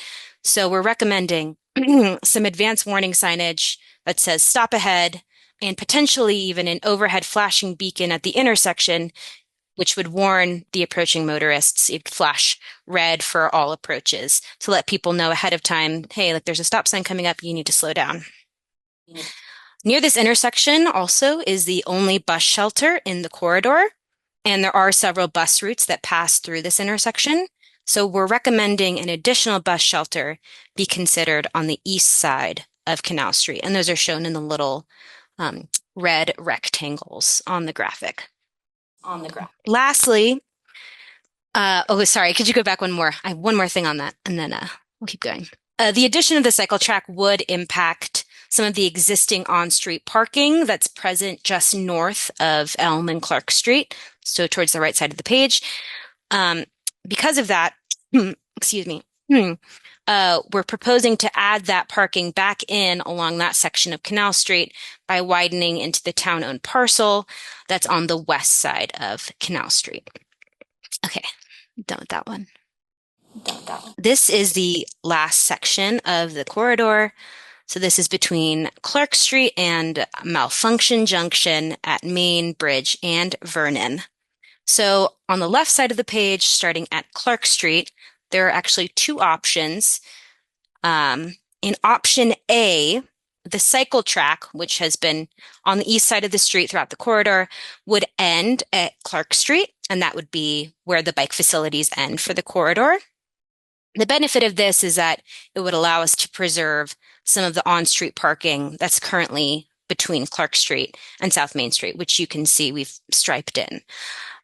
Otherwise, that cycle track would transition to bike lanes, but that would impact the on-street parking while extending the bike infrastructure all the way to South Main Street. At South Main Street, we're recommending that the intersection be converted to all-way stop. We're also recommending that the South Main Street approach be teed up slightly to better align with Canal Street.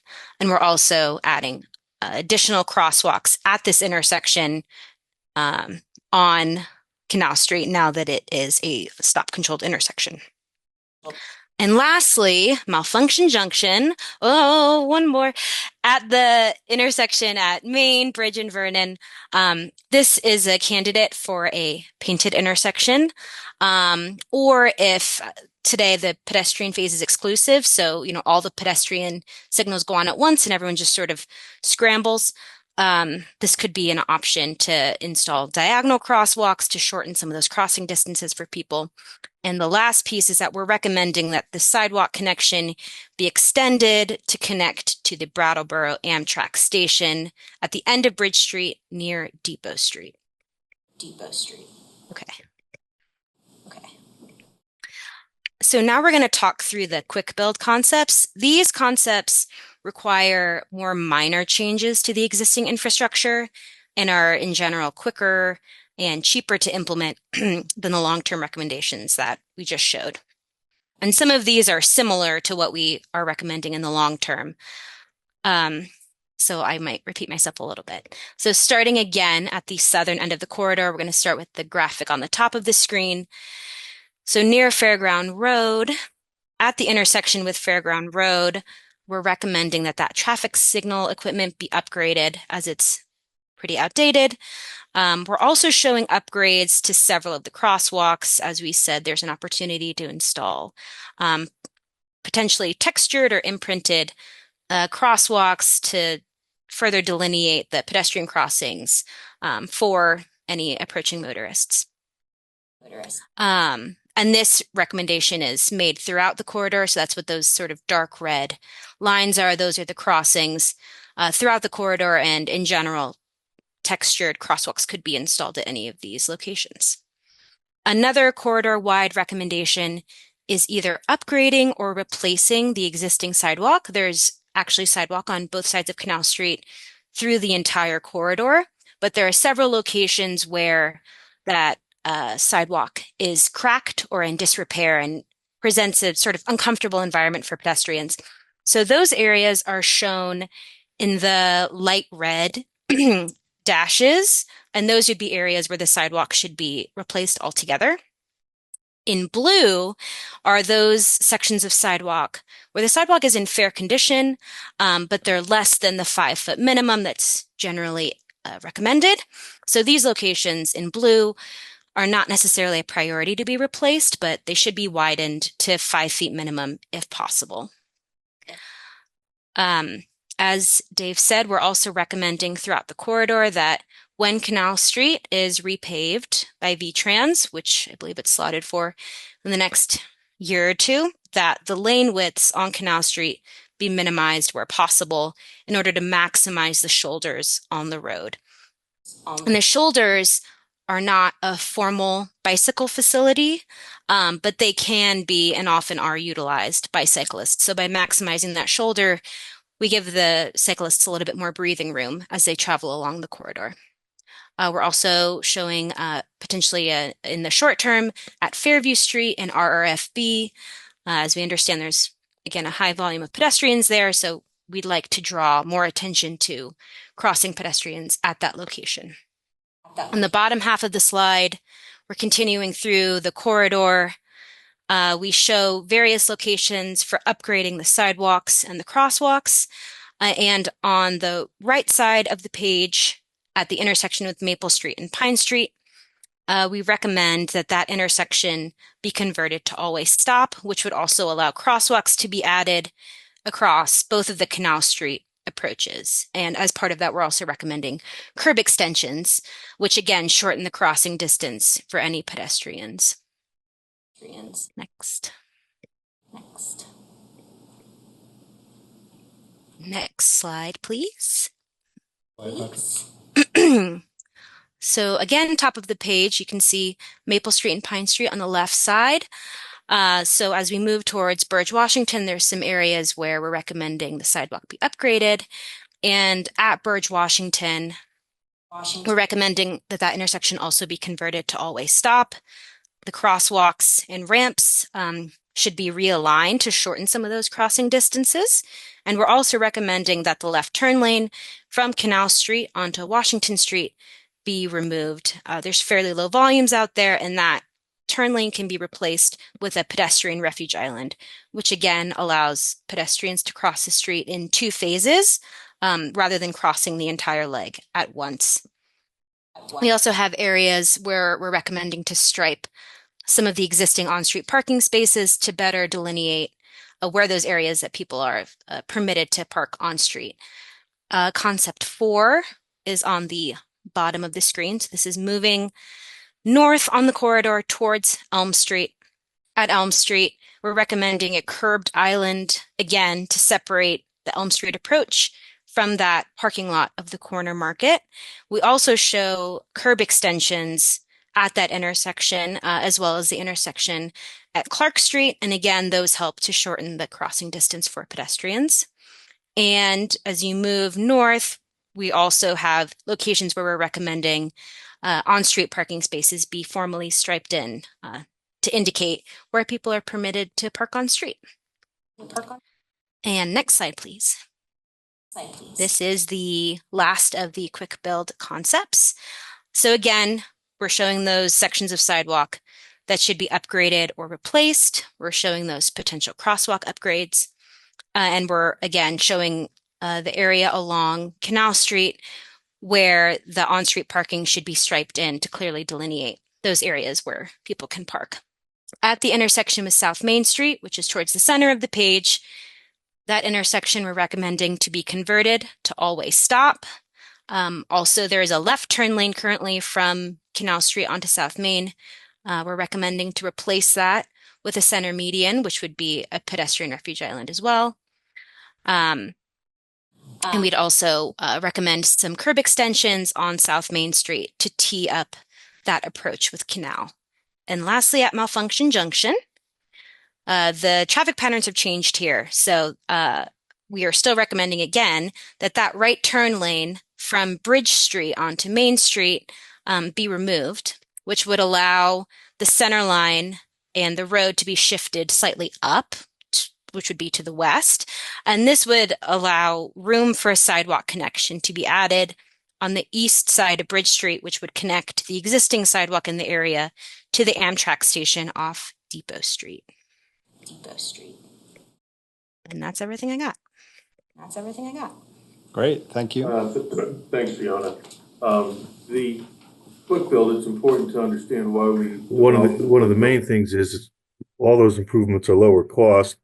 but they're also faster. And why are they faster? Well, we're not going into any of the right of way. So there is a little bit of curb work, not much, but most of it is coming out into the road in terms of extensions or narrowing.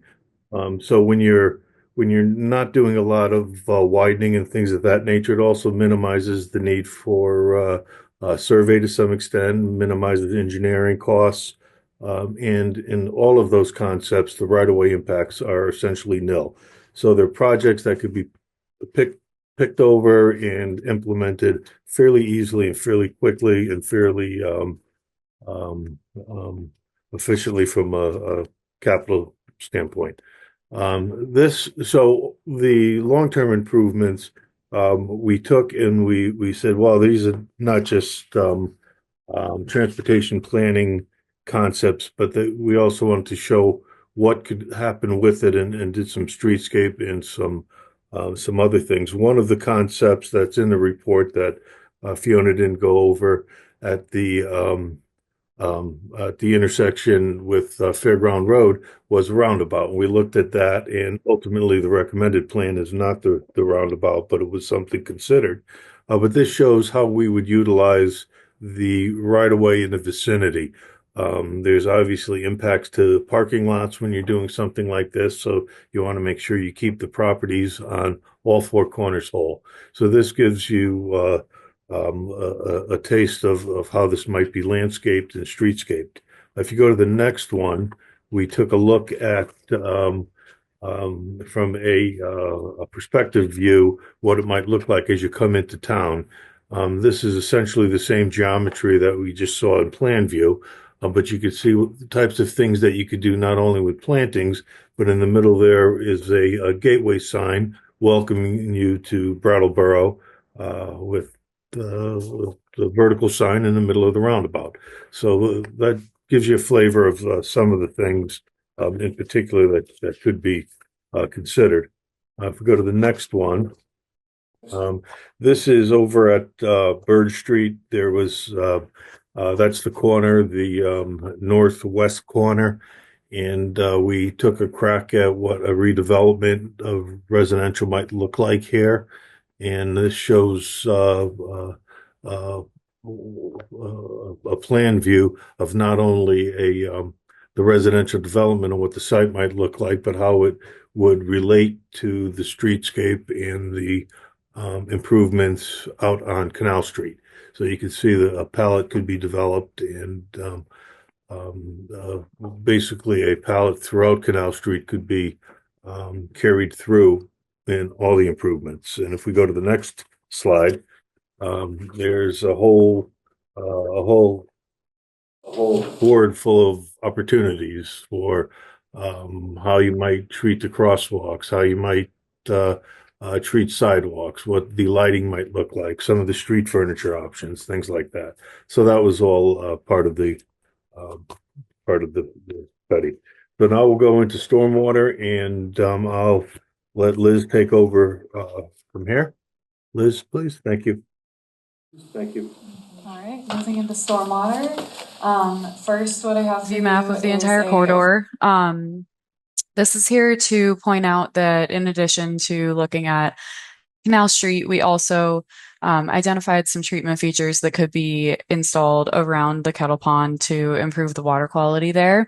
So you see those in the green and magenta polygons down on the lower side of the screen. Looking at the Canal Street corridor specifically, we separated out the sections of the corridor into different priorities based on the existing conditions that we were seeing. Priority 1 would be that center section that encompasses Burge Street, and that would include disconnecting a pipe that currently exists that routes some of the drainage that's coming down Canal Street onto Burge Street and down to the Whetstone Brook that direction. We would instead continue that past Elm Street and outlet it just downstream of Elm Street. that area was noted to have the most significant issues currently. So that would be why it's priority 1. And then priority 2 would be the left side of the screen. That area does have some drainage that goes in the direction of the kettle pond. So that is why we placed it at priority 2. And then priority 3 would be the remaining sections of Canal Street. It is important to note that the kettle pond treatment features could be installed at any time. They could be carried through final design and installed at any time. They could be constructed along with the quick build. They could be constructed later on with long-term changes on Canal Street. Either way, that is kind of a separate area that can be handled separately from the rest of Canal Street. Next slide, please. Okay, so I just want to go over a summary of the different options that we looked at. We split them into 2 categories. We have improvements to the overall drainage, including the capacity. So that would be the conveyance and the capture of runoff along Canal Street. And then the second is improvements to treatment in the corridor specifically. Our options for drainage are to replace and upsize the storm pipes. A lot of them are undersized and aging. So this would be a great benefit to the entire storm network. We would add catch basins to increase capture and reduce uncontrolled overland flow. And then this includes reconfiguring as needed both storm pipes and catch basins, and this would be coordinated with the final bike ped improvement layouts. There are a lot of places where the curb would be changed, or the driving area is decreased. So we would be moving catch basins to kind of line up with that curb area. And then finally, the last important thing to consider is stabilizing outlets to the Whetstone Brook. For treatment, we would be recommending, where space allows, bioretention basins. Then tree boxes for filtering specifically roadway and sidewalk runoff. These are smaller treatment features that can only handle a small drainage area. So those would be targeted at just filtering roadway and sidewalk runoff. Then subsurface infiltration chambers would be added where possible. There are a lot of limitations to where this can happen based on whether the soils infiltrate, whether there are other utilities present, etc. And these would likely be added under sidewalks, under the cycle track, those locations. And then finally, for side streets, we are recommending that there be a effort to have private homeowners construct their own rain gardens and then supplement with hydrodynamic separators. There are also proprietary subsurface filter units that could be installed at the junctions between side streets and Canal Street. And those would provide additional treatment before the runoff from those side streets enters the main trunk line that runs along Canal Street. Next slide, please. So due to keep things brief, and because we have similar concepts throughout the length of the corridor, I have one sample stretch of Canal Street here to share with you. Starting from the left, we have the configuration of catch basins based on the updated edge of pavement for the bike ped layouts that we saw. The blue dashed line that you can see represents a linear subsurface infiltration chamber under the cycle track. The green polygons that are kind of hatched, the larger ones, are small bioretention basins. And it is important to note that these not only treat stormwater, but they also can add to the streetscape because you can pick from a wide variety of different plants that can be planted in those bioretention basins. And then we're showing 2 outlet stabilizations in this section. Those would typically consist of adding a flared end section to a storm pipe and then also building up a rip-wrap splash pad to prevent erosion. And lastly, the small green boxes that you see are tree boxes, and those can be implemented in a lot of different places. They tend to be very small, and they can be implemented right alongside parking improvements that are shown in the lower Canal Street area. Next slide, please. Around the kettle pond, to improve the water quality, we're recommending gravel wetlands at the existing outfalls to the pond, as well as a large subsurface infiltration gallery under the high school parking lot, and then also larger bioretention basins where space allows on the high school property.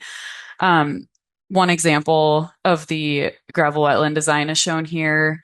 Flow from a portion of Canal Street and the high school property for this scenario would be routed to the wetland, treated, and then returned to the existing swale to the pond.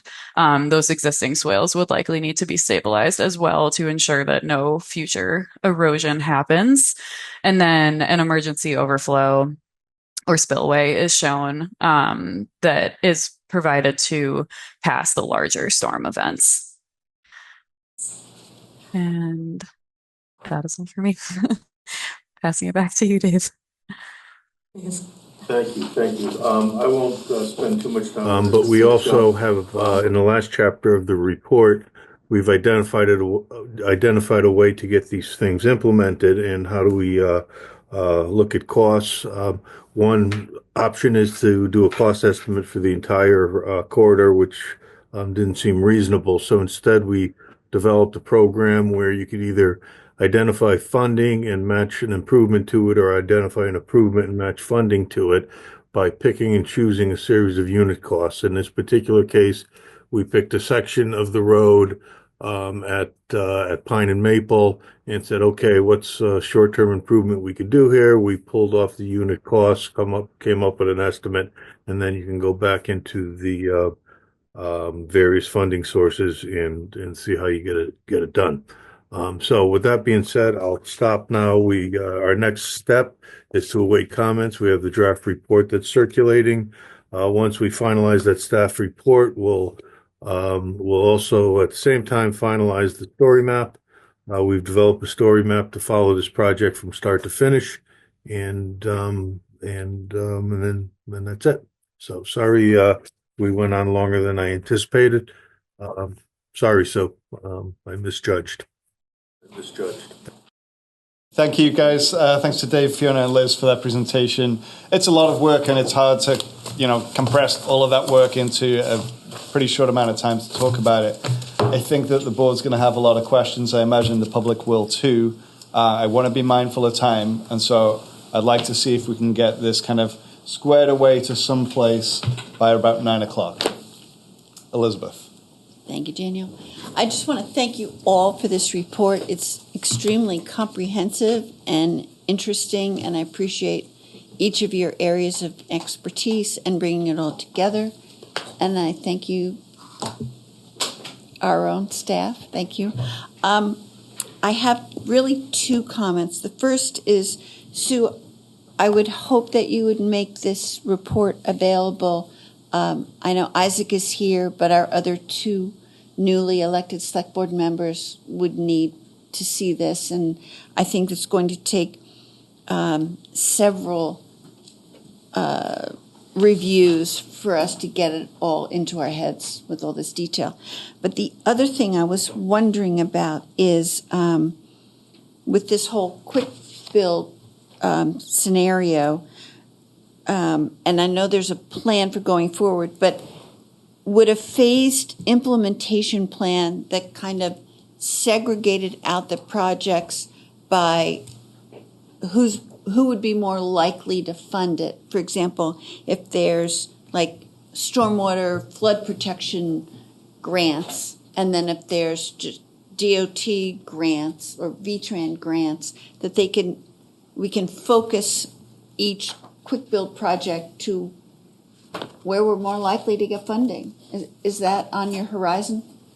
Yes, absolutely. In fact, we already have a grant in for the Downtown Transportation Fund to look at adding that sidewalk on Bridge Street and narrowing that roadway, getting rid of the right lane. So, yeah, we'll be strategic about what pieces we can do.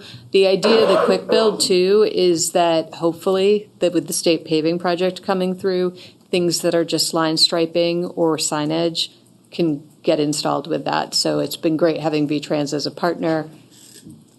That's kind of the next step is, beginning to speak with the contractor and see what change orders can be made. Well, that sounds great. And again, Sue, Stephen, thank you, and thank you all. Great, thank you. Other board members with questions? Franz? Thank you. That sure was interesting, a lot of information. So the staff recommendation is to endorse the draft Canal Street, Safe Street, and Stormwater Corridor Plan. What does it mean exactly to endorse it? What happens based on that endorsement, or what fails to happen if we don't? The endorsement, that was my term that I chose, and with the idea that if there was some support behind it, then we could begin those conversations with V-Trans with the paving project. I think we have a little bit of time, so I understand if that's not a position that the select board's in right now. So in terms of implementation, our blessing would be helpful, but it doesn't have any specific place in a laid out process. Well, to do this, this, or this, you have to have the select board say something. I mean, I'm not sure I'm following, but let me try again. Our endorsement or whatever other action we take, I get what you just said is it would be helpful, but is it actually necessary at any point, or when does it become necessary? I don't think I would feel comfortable advocating for the town on some of the quick build options without having some sort of approval endorsement of the select board. So, I think we probably have a month or so. The state's hiring the contractor now. Okay. So that would fold into this repaving project that the state's going to be doing. Some of the quick build Some of the quick build stuff. Okay, got it. If they're open to it. Other questions? Richard? So, how closely aligned with the paving project would this have to be? Do they have to be totally coordinated together, or can you do bits and pieces of this when you can do them, or? V-Trans is reviewing the report now, so I don't know if they would do bits and pieces of it. I think if we were looking at, the line striping, it would ideally all be done at once. V-Trans paving project is not going to do any building of anything. They're not going to reconstruct sidewalks. They would not put in curb extensions. It's really just paving, milling, line striping. They can do all this stuff after they do the paving?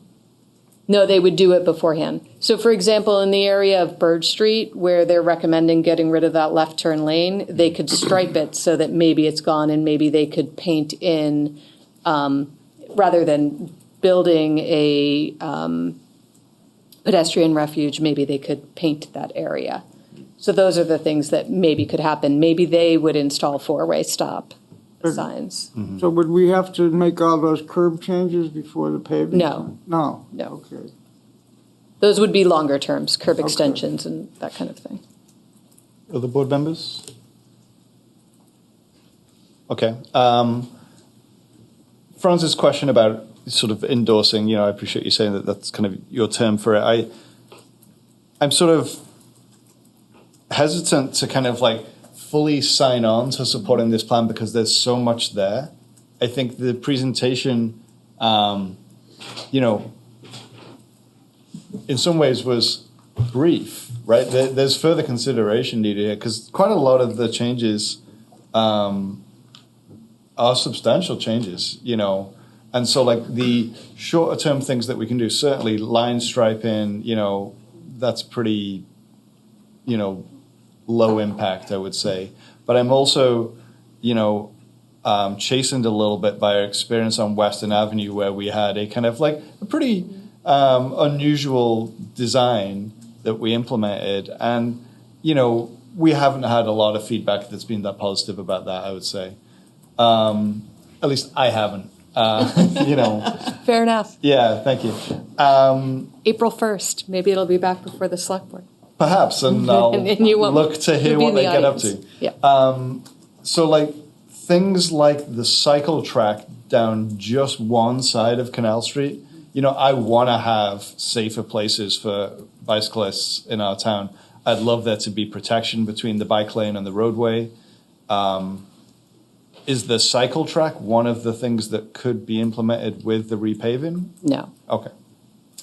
And then the all-way stop at South Main Street and Canal. Mm-hmm.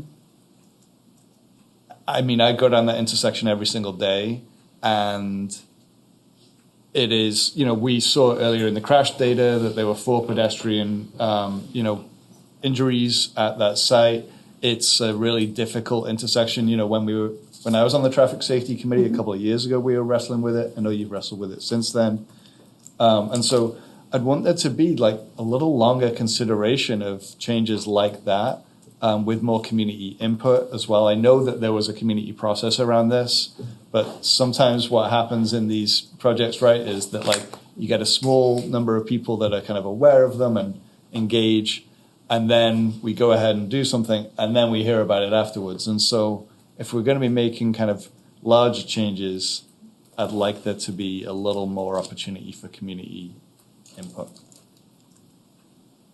Yeah, I understand that. And I think any of these pieces that are more structural in change is going to require more work. So actual final design, and yeah, there would be more input. But yes, I understand what you're saying. And if we were to like endorse this plan, it's like how much of this are we endorsing? Are we endorsing it in a general way, or are we saying, wow, we really like those designs for those intersections? Yep. Yeah. Peter? Yeah, I mean, this thing for me checks a lot of boxes, and I know that a lot of this stuff has been, addressed before. The bike lanes, as Daniel mentioned, mitigating stormwater, that's been addressed. I think one of the aspects as I was looking through and listening to the presentation, and just a lot of information to absorb. There's no question about it. But this also, to me, kind of feels a little bit like kind of brightening up that corridor, right? Putting in some trees and making some niceties that sort of make the town a little bit more attractive, a little bit more appealing, maybe, mitigating some of the problems that we have on Canal Street. So, yeah, I mean, a tremendous amount of information, but I know that there's a lot of stuff that has to come back, and I'm not clear. The only thing I'm not clear about is like some of these bigger decisions. Is that just, if we endorse this, do those decisions fall in the planning department and the folks helping you out, or does that come back in front of the board? No, they would come back in front of the board in one way or another, whether it's budgeting or whether it's going for a grant. They would definitely be back. I mean, we have lots of plans that haven't had necessarily formal action by the select board, so that is okay too. I would probably want to come back and have a specific conversation then about the quick build and what things might be able to be done in the paving project, and have a conversation about that. Thanks, Sue. Liz? So you're looking for an overall endorsement so you can move forward. Yeah. But at the same time, I would imagine that you're planning a public meeting of this final plan. This was kind of that public meeting of the final was it. plan, but Okay. that doesn't mean that we can't Because do I know more. you've had I can't do individual, more. I like- mean, our time with the consultants, the Right. grant period's ending, but. But you've had public meetings with stakeholders in the area, and I would imagine that there's a tremendous amount of impact or interest in revisiting this final plan with those people. Yeah. And so that would be a nice opportunity for all of us to hear more or to hear it again, so that it's, because it's very complex and it's very dense. And I think that would, if we endorse something in principle now, then each specific action coming back to us could make sense, or we could make sense of it. Thank you. Let's go to the public. Members of the public with questions. Sue? And then we'll go to Zoom. Susan Belleville. I live right on Canal Street. There's several things that I am not super excited about with this conceptual plan. I have come to know the traffic on Canal Street very, very well. My house is located less than 15 feet from the road. So when tractor trailer trucks come through in the nighttime and shake my whole home, it's unsettling. And I think one of the questions, I was able to attend one of the public hearings, one of the public meetings, and I asked the question if they'd done an in-depth study of the types of vehicles who are using the road at the different times of the day, and they said they had not. I think it's critical to find out how many tractor trailer trucks come off of exit 1 and head south or head north on Route 5 towards downtown Brattleboro and the Hinsdale bridges. I know there's a lot of them. There's also a lot of tractor trailer trucks. Construction vehicles that use that road because it's a major north-south road. I lived on Western Avenue before I moved to Canal Street. There's more tractor trailer truck traffic on Canal Street than there is on Western Avenue on the east side of 91. I just know my house on Western Avenue was a little further off the road, but I did know when they came through. And also the speed limit issue and overweight vehicles that use that road really are probably causing a significant amount of damage to the infrastructure. So anyway, I'd like to see more information, a little more conceptual understanding of what life is like on Canal Street as both vehicles, pedestrians, and bicycles, and residents. Okay, thank you, Sue. Anything to say about that? Okay, let's move on. I think we have somebody from the route that would like to speak.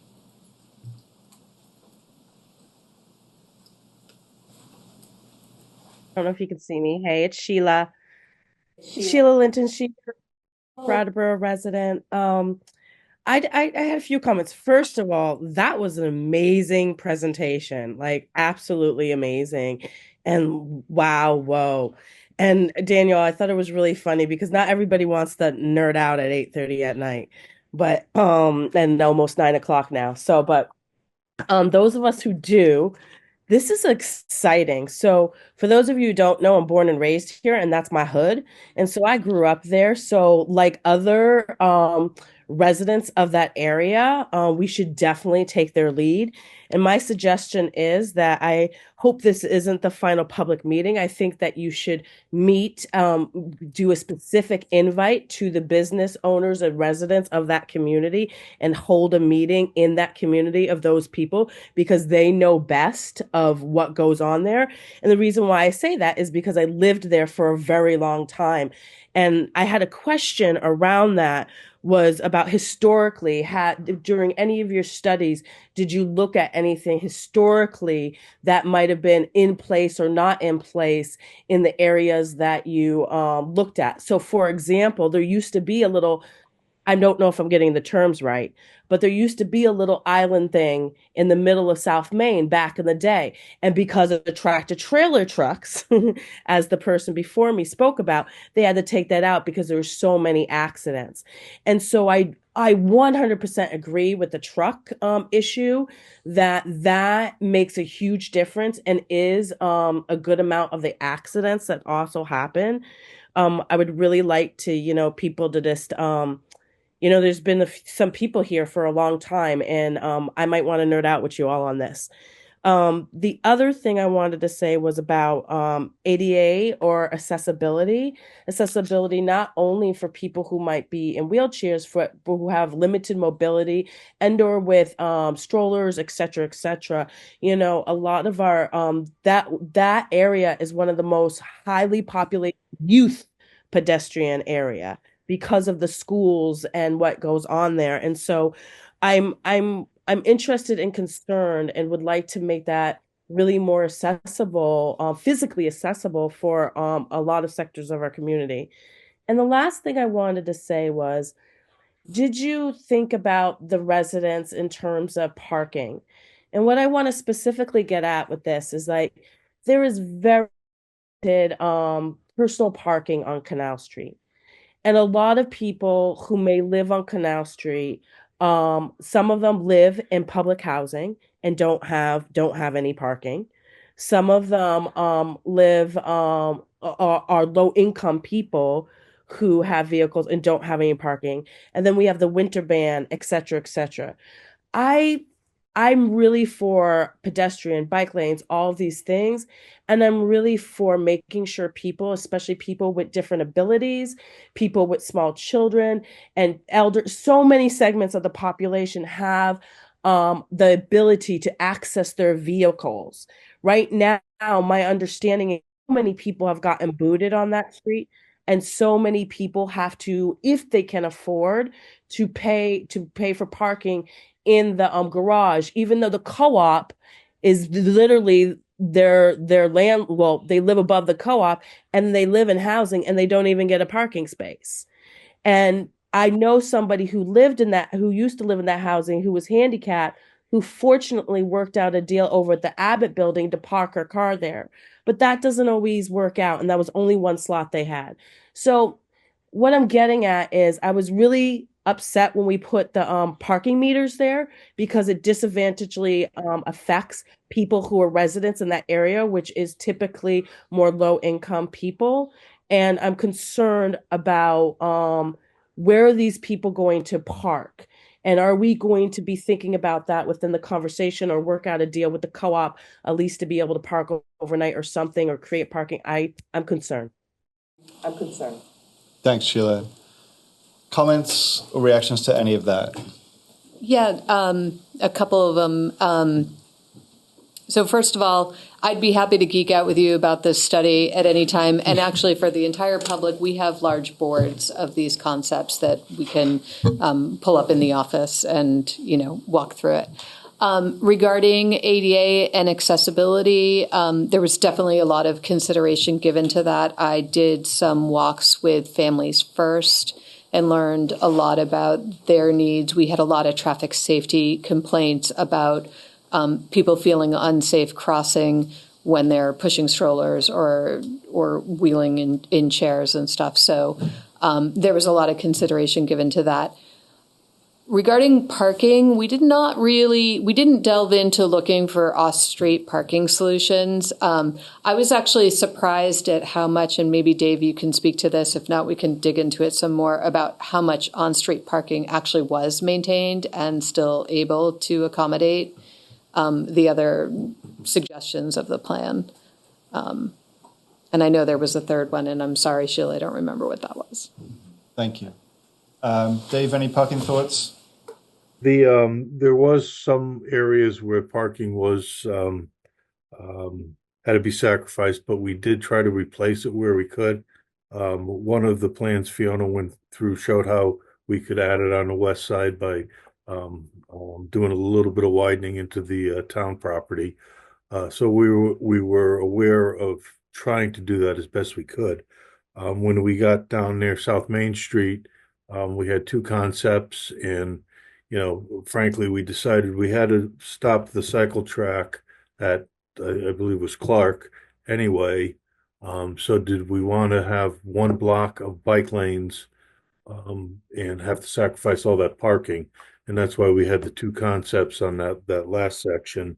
And I think it makes more sense to keep the parking in that section. And because one block further up, the bikers are going to be sharing a sidewalk anyway. So we were cognizant of it. I'm not sure, I don't know that we have an exact number. You can certainly figure that out and give it to Sue, and she can pass it along, but it's not dramatic. Early on, we thought we'd have to sacrifice more than we really did. Thank you. Let's hear from Gary. Hi, Gary Stroud again, District 8. Just to reiterate, I totally understand and agree with Sue and what Sheila was saying. I was the one who canvassed the area, handing out the flyers. I started from Holstein's and walked all the way up to all the businesses face to face. A lot of businesses were saying, well, it's about time this is happening to revitalize and to, get things going back to the way hopefully it was, if not better. And that particular corridor and space of Canal Street, there was a big turnout. I don't know if anyone watched the videos from SLR, and a lot of the questions that Sue and also what Sheila was asked, I mentioned those questions myself. I spoke with the schools. I spoke with the businesses. I reached out to the Traffic Safety Committee about these concerns, even with ADA, and also with the crossing guards too. Their safety was with the children, also up by Price Shop and all that. Trust me, I was vocal about, and a lot of people spoke. So I highly encourage to go over what the other SLR videos that we mentioned, and those questions did arise, and I did, trust me, throw those out. Those are very important about accessibility, about carports, all that. Accessibility and making sure it's reasonable and feasible for everyone and equitable, that everyone, of course, it has a safety issue in regards to that. And, these are the big concerns too. And I totally agree that I brought up with a lot of those meetings. And if need be, I'll go back out and canvass again, and I'll make sure Sheila and Sue that you get copies of that to the next meeting. Thank you. Thank you. Thanks, Gary. Other questions from the public on this presentation and the plan? Okay. Questions from the board before we wrap it up? Somebody feel like making a motion? Are we ready for that? Oh, yeah. I suppose I could do that.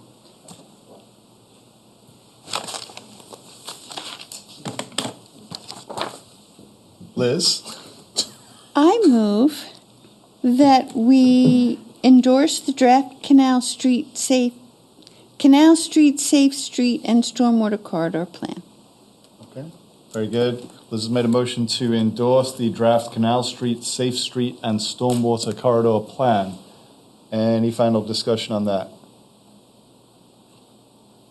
Franz? Just want to clarify that this endorsement would enable you to coordinate at least some of the features with the state's paving plan, and that without it, then you wouldn't be able to make those improvements. I feel like it gives me some authority. I mean, it's, to represent that, these are some of the things we'd like the state to be thinking about. I mean, does it need to be, it feels more official if I've got some sort of endorsement of this draft plan. We're very, very important. You are. I mean, okay. I'm not just going to. All right. So I'm just a little bit curious from my fellow board members who will be remaining on the board, whether you feel like this is something for us to decide or that the new board would be. My personal opinion is that this is a pretty inconsequential decision, and that it's so broad in scope and also detailed, interesting combination, that the new board members will have to become up to speed on it, and actually will have to become, Peter and I will have to become up to speed on it. So it's a long process, and I'm perfectly comfortable with this motion because I want Sue to be able to carry it forward.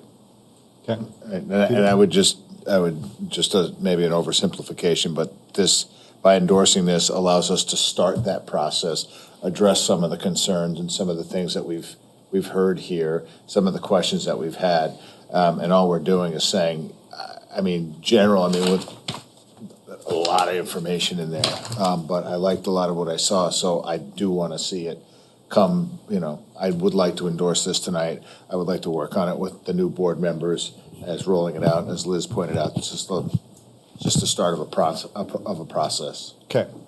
That answer your question?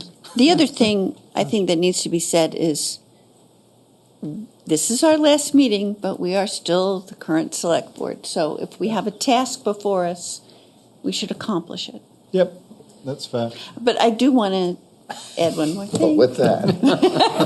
And that is that Sue's comments about the traffic really didn't get addressed at all. And I don't know whether those traffic counts, those tractor trailer trucks, have any bearing on this design, or whether they were accounted for in the design.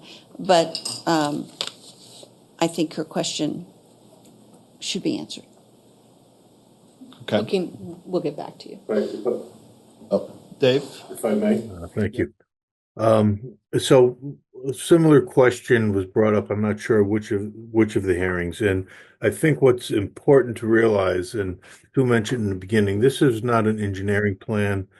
This is a concept, and early on, it was determined that it wouldn't have the detailed traffic analysis component that you might see in a traffic impact study or a more detailed design study.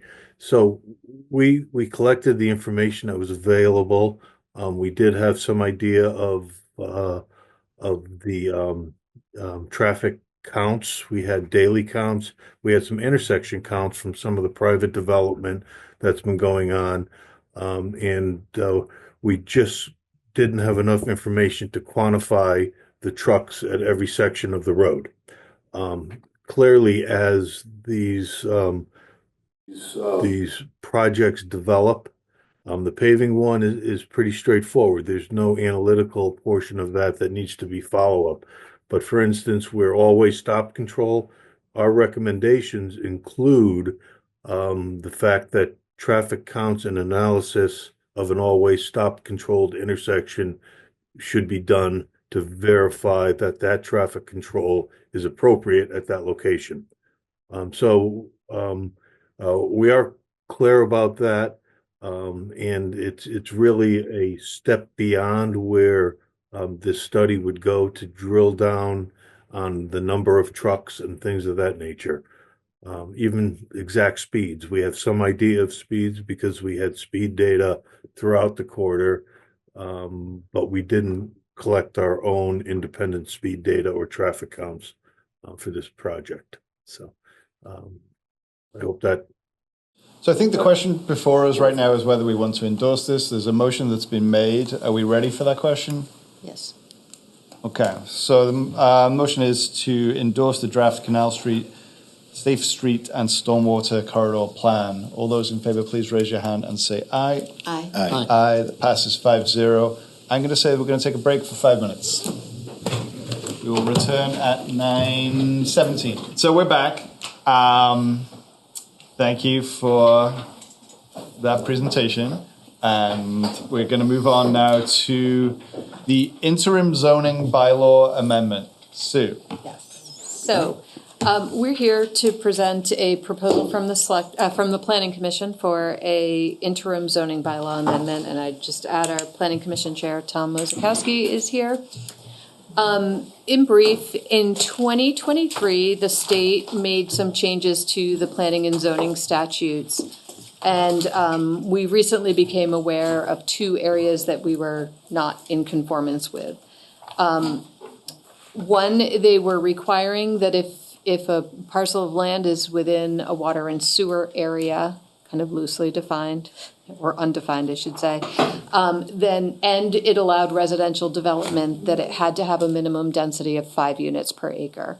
We have a couple areas of town that you'll see on a map in a minute where water and sewer is there in the roadway or easily connected to, that had were zoned at 1 unit per 1.5 acres of zoning. So we weren't in compliance with that.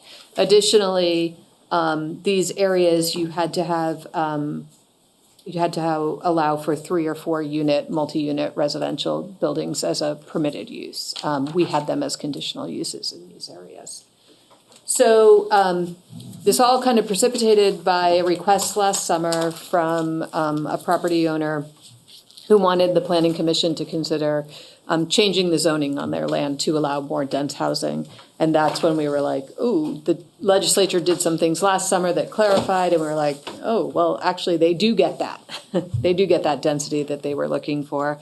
And we told them that, and, they wanted to go about planning a potential housing project, and potential developers and banks weren't satisfied with the fact that state law said this. So then, Planning Commission got to work to figure out, what do we do? What do we want to recommend? And so pretty much from September through February, they studied the issue. They we all were learning about the water and sewer system, constraints to the system. We met with the DPW director. Steve did a lot of mapping of physical, natural constraints in the area to figure out what areas would not be subject to this new statute that was requiring 5 units of housing per acre. We considered whether to do, how we wanted to treat it with zoning. And so what we're proposing, Patrick, if you could put up the next map. So these yellow parcels that are highlighted on this map are all parcels that we're proposing be rezoned from rural residential zoning district to residential neighborhood zoning district. This would allow a density that exceeds what the state's requiring. Our current residential neighborhood zoning districts actually don't have a density requirement because we control it based on setbacks and building footprint and lot coverage. If one of these parcels that are in yellow was able to get water and sewer, to connect to water and sewer, they could maybe have 10 units an acre. It's kind of consistent with all our residential neighborhood areas. So this map is showing the affected parcels. Patrick, can you go back to the first map, please? This would be the official zoning map. So those parcels that were highlighted in yellow on the previous map are now showing in a light yellow here. It's the residential RN 54, residential neighborhood 54. And then finally, the language, if you could go 2 ahead. This is the zoning district language. If you could just go down a little bit, Patrick, thank you. All this red language is new. So what we've done is we thought, well, we should put them into the residential neighborhood zoning district. But in some cases, you're going to have to extend the water and sewer onto the parcel. It might be in the road, but it needs to get to where the development site's going to be.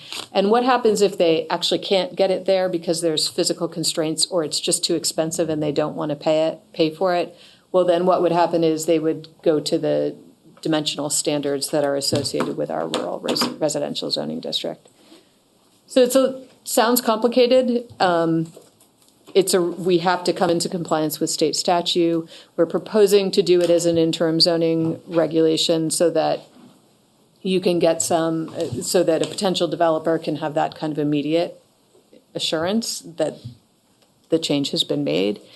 But also, we will be looking at the town plan, and maybe there's other areas that we want to upzone, and so we could just, when we do that in the future, we can make this permanent.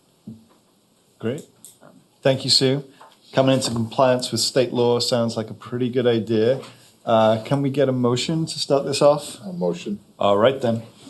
I'll motion to adopt the interim zoning bylaw under 24 VSA 4415 to amend the zoning map to move parcels within the access to municipal water and sewer service into the residential neighborhood 5400 zoning district, and to amend section 226.c of the land use and development regulations to include dimensional standards for parcels that are unserved by municipal water and sewer that are consistent with the rural residential zoning district. I really wish I had looked down before I did know. that. I was like, yeah, good for you.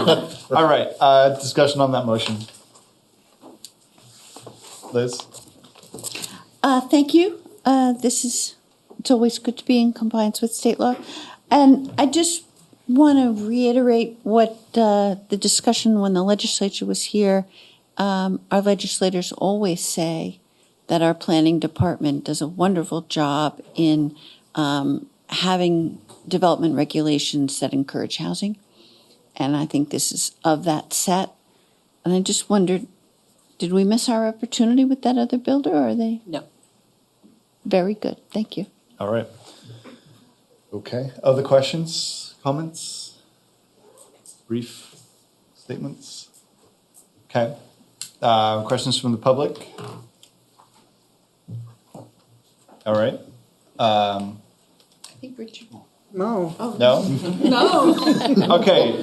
So Peter made a motion to adopt an interim zoning bylaw under 24 VSA section 4415 to amend the zoning map to move parcels with access to municipal water and sewer service into the residential neighborhood 5400 zoning district, and to amend section 226.c of the land use and development regulations to include dimensional standards for parcels that are unserved by municipal water and sewer that are consistent with the rural residential zoning district.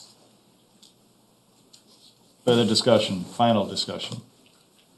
All right, all those in favor, please raise your hand and say aye. Aye. Aye, passes 5-0. Great job. Knocking them down. Next up, we've got Planning Department permit fees question. Sue, Steve? So this proposal before you tonight is to raise the planning and the permitting fees for the planning department. We had initially, in the budget conversations, indicated that we could increase revenues by raising our permit fees. And we're not just doing it to raise revenues, actually. Our fees haven't been raised since 2009. They are not covering the administrative costs of issuing permits. Most glaringly are applications that need to go before the Development Review Board are not covering the costs of the legal notices that need to happen, the amount of staff review and preparation that goes into it, and issuing decisions.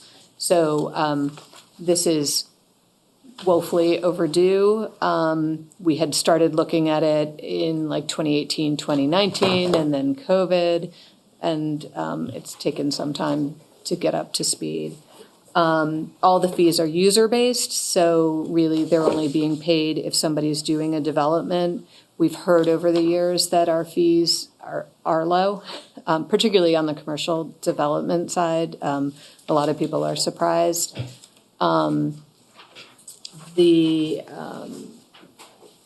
see.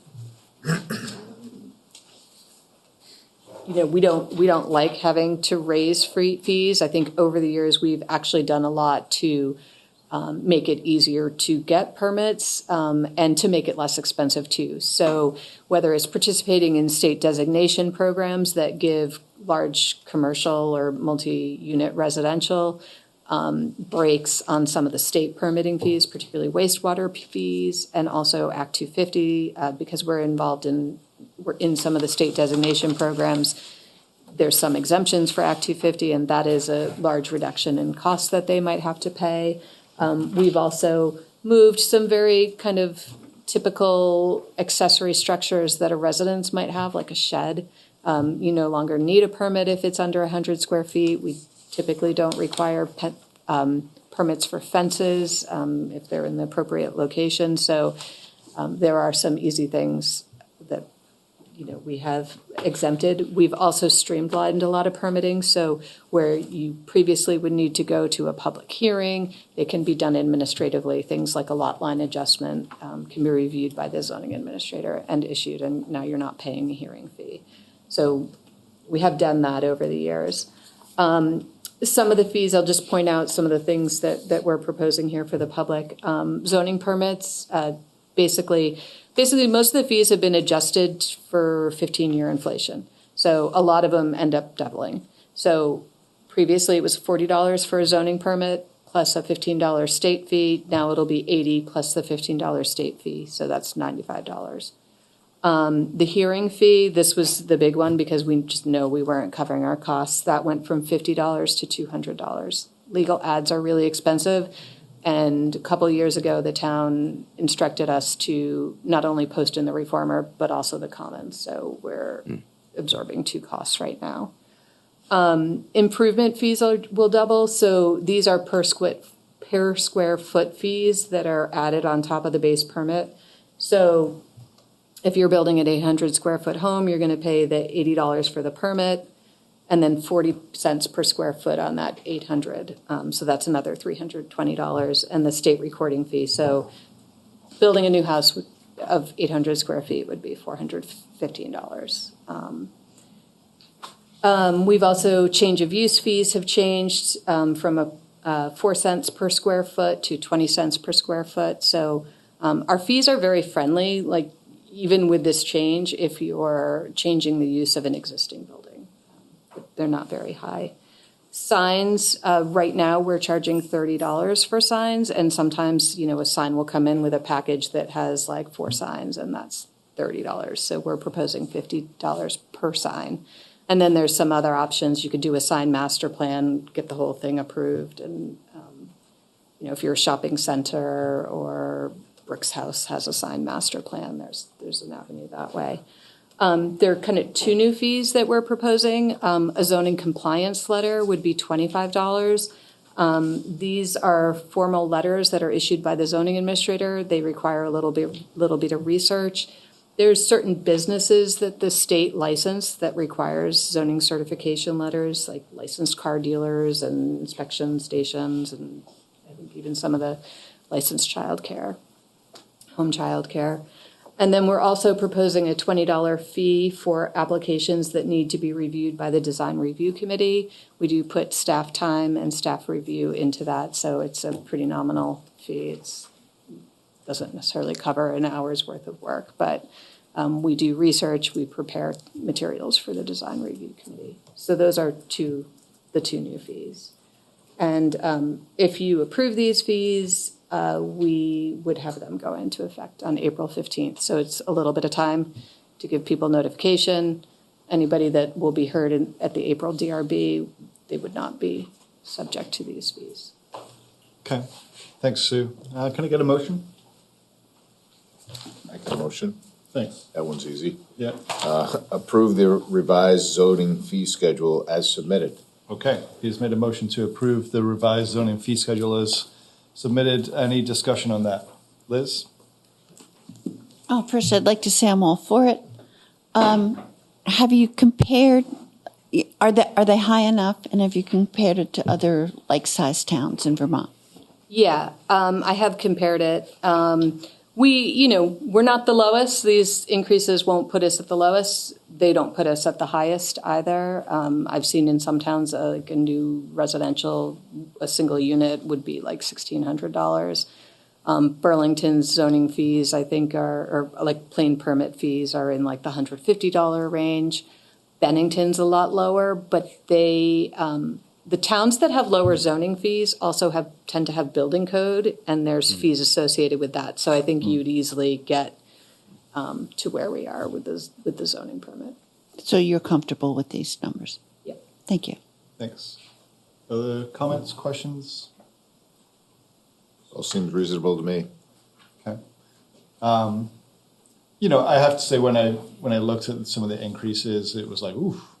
And I was also reminded that when we made some, revisions to the budget, one of them was this. And this is just the detail of that. And so I think if that's the budget that we sent to town meeting, we also need to commit to this piece of it. I'm glad to hear that, you did look at other comparable communities. And I think that the background about this 2004 study and then this 2009 minimal action, that's a long time ago now, And so I feel like in some other areas we've looked at the kind of, I guess, you know, is this around parking or utilities or something? Parking. Yeah. You know, so that kind of long time since we've raised things, to bring it back into the real world of what it actually might cost to provide these services, you know, it's tough on the user, but I think it is fair for us as a municipality. So I support it. Let's hear from the public. Public, you're recognized. The public has dwindled. I'm Tom Mosikowski, member of the public. District 8. I have a question, a possible typo, and something to advocate to the select board for. I'm wondering just about how much in an average year fees are collected. Could you go through all your questions? Sure. And then the other one is in the commercial category on the first page, is like the third section for improvement fee, commercial accessory. The current fee is 40 cents per square foot. The proposed fee is 20 cents per square foot. Probably should be 80, right? 80 cents.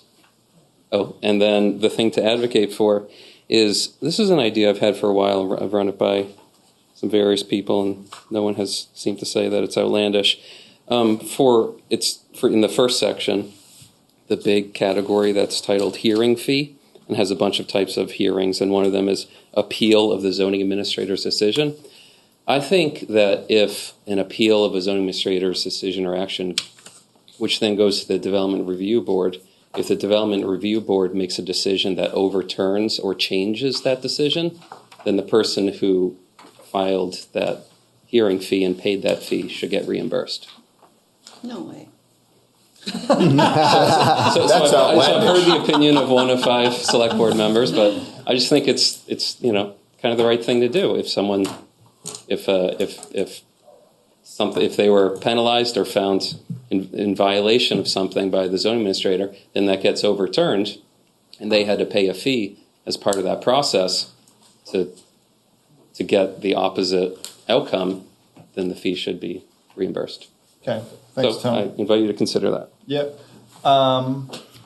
Let's talk about that last one first. So, Sue, could you kind of walk us through what the current situation is? Maybe not all of us are DRB experts up here. So an appeal if the zoning administrator issues an opinion and somebody wants to appeal it, whether it's in a abutter or it's the person that submitted it, that goes to the development review board. There's a fee. I've heard Tom mention that before. It is work that the town has done to issue that permit. So it's basically, we wouldn't be recovering that. We trust our zoning administrator to be trained, make the right decisions. I just think, they've done the work and they're doing it in good faith. I think that's fair. And then there was a typo, perhaps, in the improvement fee for commercial.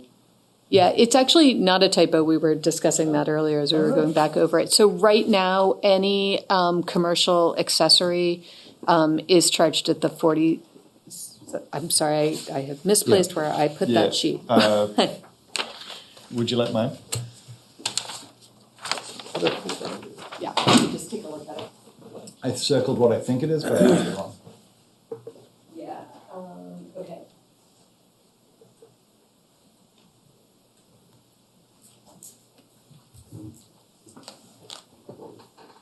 Yeah, so we wanted it to be a different fee. Right now, can you remember that fee? Right now we don't have a specific fee category for that. Can we name what that is, just so everyone else? For the improvement fee for accessory structures, but specific to commercial and 1 and 2 unit residential, or excuse me, greater than 2-unit residential, which is considered commercial as well under this scheme. I see. At the moment, we have an accessory structure fee for accessory structures above 300 square feet, but we just have that category under the 1 and 2 unit residential. And so what we've been doing essentially in the meantime is just applying that whenever we have, they're less common, but sometimes you might get a commercial accessory structure, and we've just used that, but technically we don't have one specifically laid out. So this would add one. It's double what the accessory structure costs for a 1 or a 2 unit residential structure is, but it's not as high as the 40 cents, which is the improvement fee for new construction on commercial. So got it. I know it does look funny. Okay, and then I think Tom's first question was sort of about fee revenue. Is that accurate? Yeah, just how much is typically made in an average year? Yeah. It really varies. So if you have 1 or 2 big commercial developments, multi-unit, we could be in the 50s or 60s. I think we've generally been sitting in like the $25,000 range over the past couple of years. And there's certain things that are no longer requiring permits. So yeah, we're definitely, if we hit 30, we're lucky. It's been in the 20s. Thanks, Sue. Other questions from the public? Okay, seeing none, back to the board. A motion was made earlier by somebody, Peter, it's getting late, to approve the revised zoning fee schedule as submitted. We ready for that? See. Okay, all those in favor, please raise your hand and say aye. Aye. Aye. Passes 5-0. Planning Department, thank you. You are dismissed for the evening. Oh, I mean, you're not. I'm not your boss. Did you tell the comment? Yes, they are. They are. John said they are. Okay. Thank you. Very good. Good night. Bye, Sue. Bye, Steve. All right. Next up, only almost an hour and a half after scheduled, it's the fire department. We've got Assistant Fire Chief Charles Keir and EMS Superintendent William Fritz. Being very formal, Charles and William. Joining us here to talk about the EMS reimbursement updates. Sorry to keep you.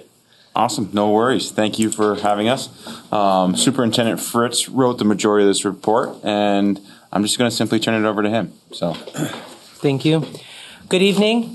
I come to you with very great news. So, as that report is in front of you and the numbers to peruse, the very top number is, so our total payments received for reimbursements as of the 13th of this month was $369,574.41. Additionally, this week we have not processed all of our payments. We have another $20,000 payment, so we're at $389,194.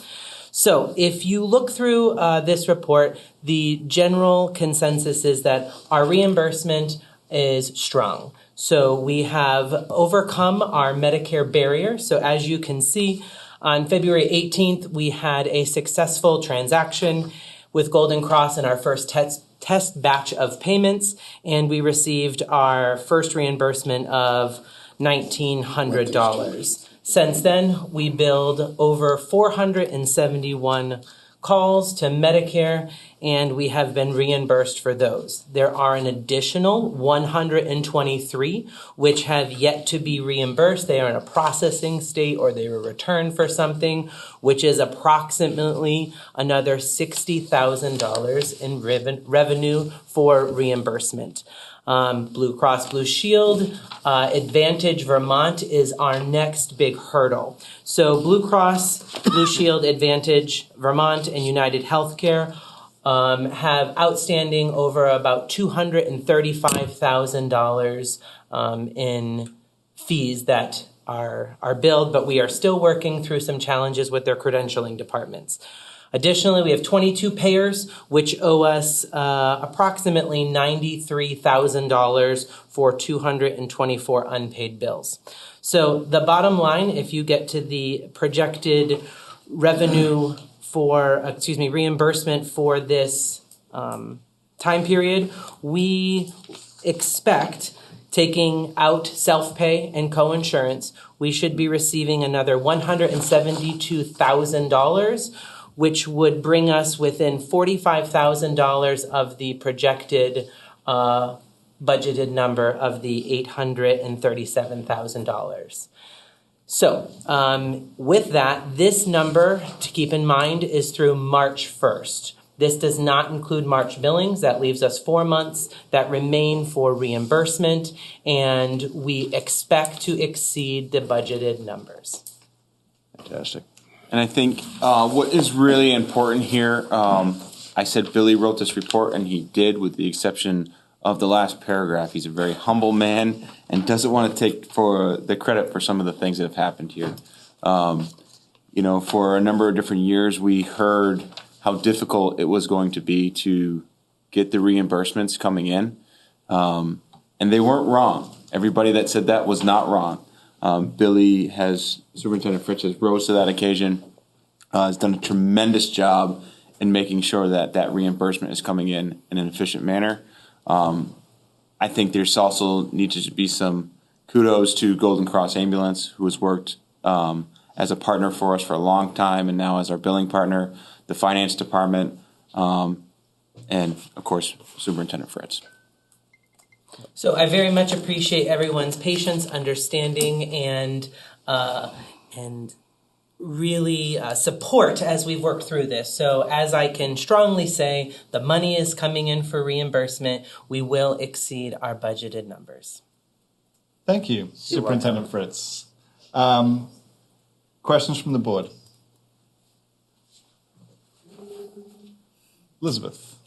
I just want to thank both Charles and William for your hard work on this. Thank you. Other board members? I have just a question. Yeah, go ahead. Somewhere in the back of my mind, I remember reading that there was a federal law that required insurance companies to pay within a certain period of time. Is that such a thing? That's true. There is standards that say we have to bill within a specific amount of time, and they have to pay within a specific amount of time. The challenge is, as a new entity, if you will, is the town of Brattleboro has never billed Blue Cross Blue Shield Advantage. And so they're like, are you for real? And so we have to prove our tax identification. We have to prove that we are actually a healthcare provider. As we were going through this process, Medicare shows up to make sure we actually have a physical building and there are ambulances. So they just came, knocked on the door and said, hey, I don't need to see anything else. Do you have an ambulance? Is this 103 Elliott Street? And then they walked away. So those are some of the challenges. We have to make sure they have our licenses, that we are a licensed agency in Vermont. So as we work through those, we get the reimbursement. So once we have been credentialed, it does come pretty quickly. So eventually, this is going to be very smooth. Yes, so I can say that Vermont Medicaid, which was one of our first payers, and they support us very much through their third-party vendor of Gainwell that got us set up. We get paid every Thursday. Great, thank you. Other board members with questions? Okay. I must say, it's welcome news. The last time we had you guys here, we asked you to come back in a month with an update, and I'm glad that the update is a positive one. I think we can continue to sort of be able to communicate about how the revenue is going. It is a source of, I wouldn't say concern, but a source of interest, right, in the community as we kind of engage in this new project. And I think that when you've spoken about it, you always speak about it in a way that seems to make sense to me. And it's hard sometimes to put it together from the memo. So continuing to kind of put out material that is intelligible to somebody of average intelligence. All right, let's hear from the public. David Levenbach's been raising his Zoom hand for a while, so we'll let him speak. I know, it's cheating with the Zoom hand, really. Good evening, David Levenbach, District 9. You probably know what I'm going to say. I am very grateful to hear the revenue numbers, but I still strongly believe that they need to be reported in such a way as collections are tied to the quarters in which they are billed. And I've spoken about this a number of times. I think Mr. Kerr and Mr. Fritz know what I have in mind. I think the board knows what I have in mind. And I really hope that you will do that. Thank you. Thank you. Okay, Superintendent Fritz? Yes, thank if you you. wish. As is mentioned in this report, I know that the reporting structure is very important to many of our community members, the select board, and the town. We are working towards it. It is very important that we got this reimbursement in and we got this process working. It's also extremely important that we get Blue Cross Advantage and United Healthcare that $235,000 billed, and that's where the focus is. I want to assure people that people who've had their primary and secondary insurance, our community members, those bills and co-insurance have gone out as well. And an aging report with where we track how long they have been billed and when they are coming, that is in the forecast as well. I'm really putting the effort towards making sure those insurance reimbursements are set up so we get that recurring reimbursement before we get that more detailed report. I do understand the importance. Appreciate that. Thank you. Other members of the public with questions? I'm actually going to go to the person behind you, Ms. O'Connor. Hi, everybody. Kate O'Connor, Brattleboro. I want to thank you. I know I'm supposed to talk to you, so I'm talking to you while I'm talking to him. I want to. Understood. It's my last meeting. We can be. Yeah, I want to thank you for the numbers. I do agree with David, but you're presenting them in a much more understandable way. So I really, really appreciate it. Saying that, I don't want to throw cold water on something, but to get to the $837,000, we're using $250,000 that is not coming from insurance revenue.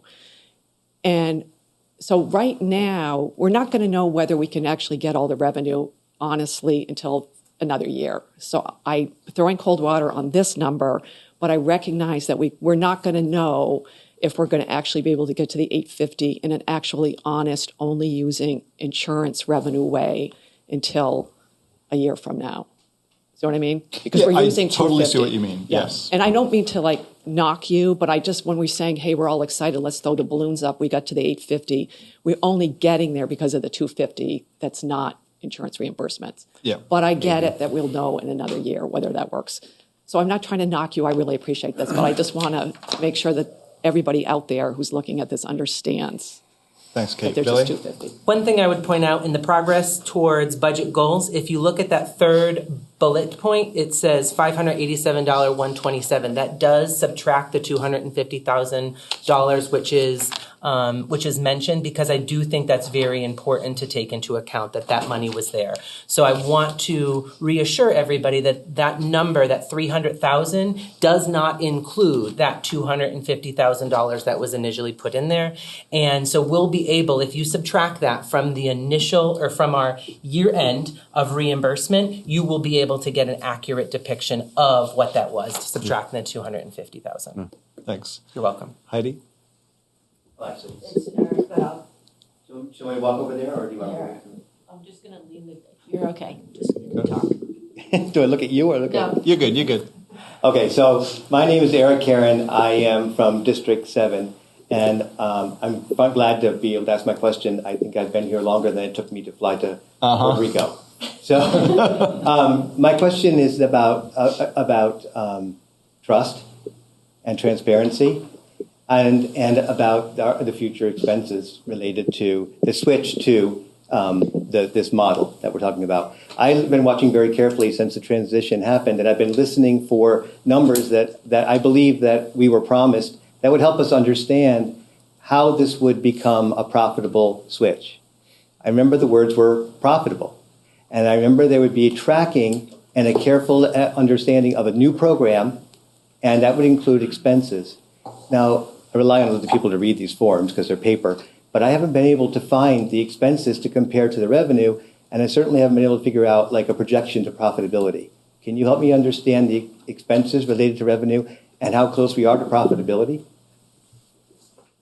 Thanks for your question and thanks for your patience. John, do you want to take that? So I don't recall anybody ever talking about profitability around this. We've talked about reimbursements. We talked about what would be the least cost option to the town. And when we presented this transition to the select board in September of 2023, we analyzed the two approaches that the board had before them. One was doing the transportation with the fire department. The other was doing it with transportation with rescue. And what we found was that over 5 years, the rescue approach would have cost an additional $1.4 million to the town. That's why I think largely a reason that we went with the in-house option. That will be a good thing to analyze in a year or so to see whether we met that savings. And I think, from what we're looking at right now, I think we should be pretty optimistic about that. Thanks, John. Chuck, do you have something to add? That's a very accurate description of how I would put it as well. Daniel? 1 second, please. With all due respect, I have a great problem. Heidi, would you address me? I have great problems with these kinds of answers. Oh, sorry, Heidi Fisher, District 7. When the fire department first presented their numbers, I don't know what month it was. I was here, I don't know when it was. A few months ago, 2 months ago, maybe? I don't know when that meeting was. I asked very specifically, what are your expenses? The answer I got at that time from Assistant Chief Keir was, I'll have to look into that. I don't have those numbers with me. After that meeting, other board members, other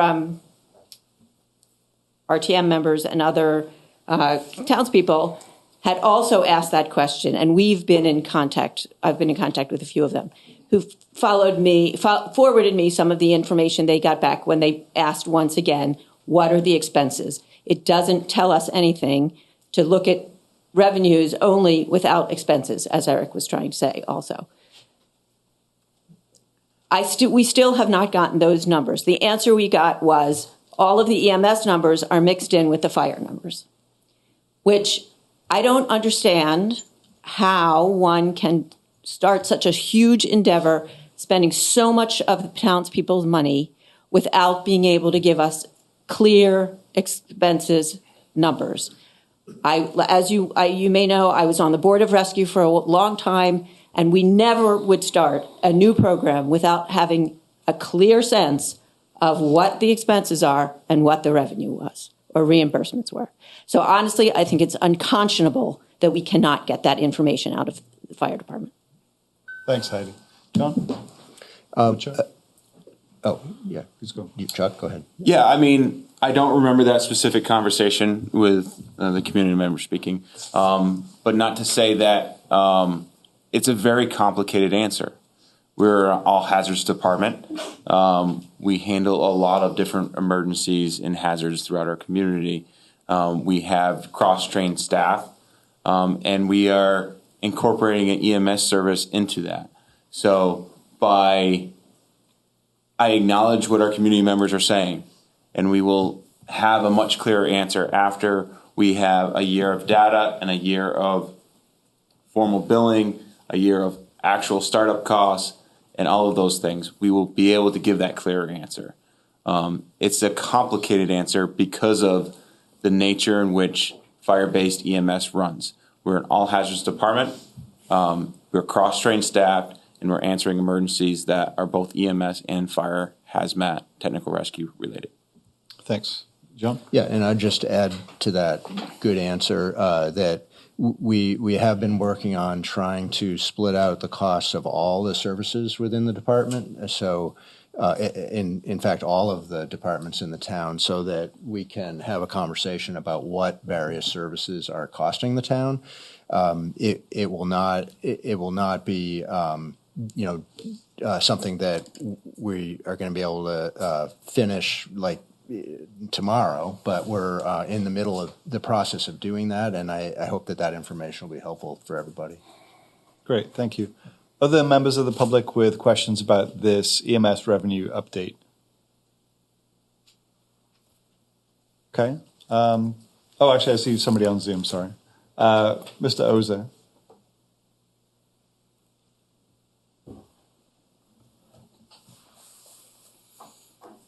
Hello, and good evening or good night, I guess. District 9.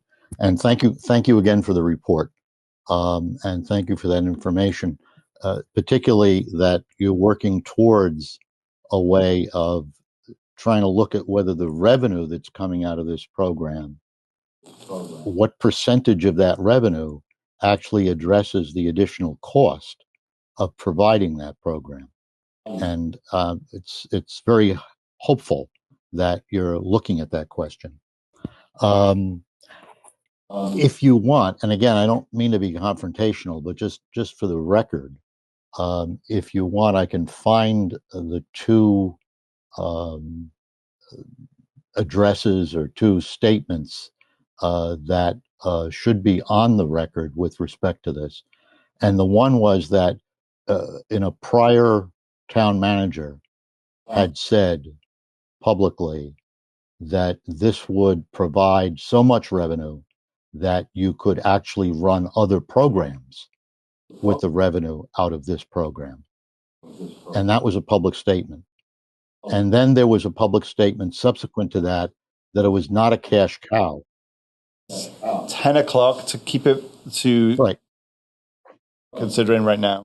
I'm just addressing what was said in response to one of the questions here, that there was another statement that it was not a cash cow, but it would reduce some of the expenses of the program. So it's good that we're looking at what the reduction in that expense would be. I have a very specific question with respect to the memo and maybe it's just me because I'm not good at numbers. Total payments received was $369,000. Then on the table on the bottom of page 1, it says total reimbursement was $243,000. Do I not understand what those two numbers are and why are they different? And that's my simple question. And I guess I'll leave it there. It's appreciated. Billy? Yep, thank you for that question. I specifically put that table in there to explain the Medicare only reimbursement. So that is solely dealing with Medicare, as that was our big hurdle. So that 243, 195.48 is from Medicare only.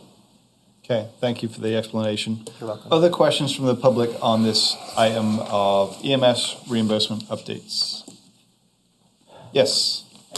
I just want to be sure I understood. I didn't get that, did we answer your question, Eric thing?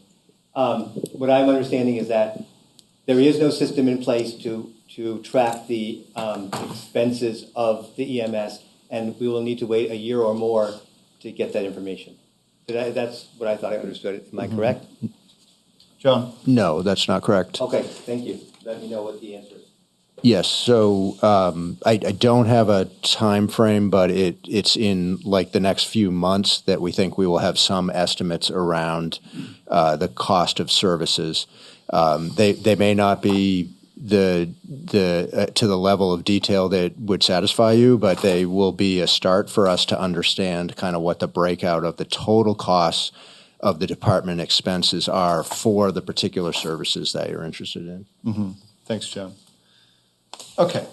Any further questions from the public? Okay. Selectboard? I'd like to address the questions that have just been discussed here. Yeah. And I want to say very clearly that from the start, we were told by everybody who came, who knows about EMS, that we would never make a profit on this. And that was integral to our thinking about the service right from the start. So profitability is not an issue. The other part of this is the expenses, and what are the expenses for EMS?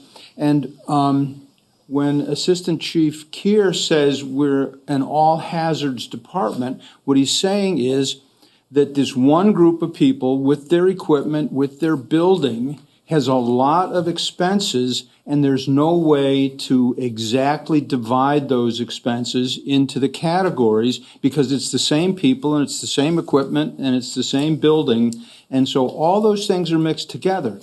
Now, my understanding of finance and accounting is limited, but what I understand is that in that setting, you can make approximations and you can assign a certain amount of this to the fire end of things. You can assign another amount to EMS or technical rescue or hazmat or all those different things the department does.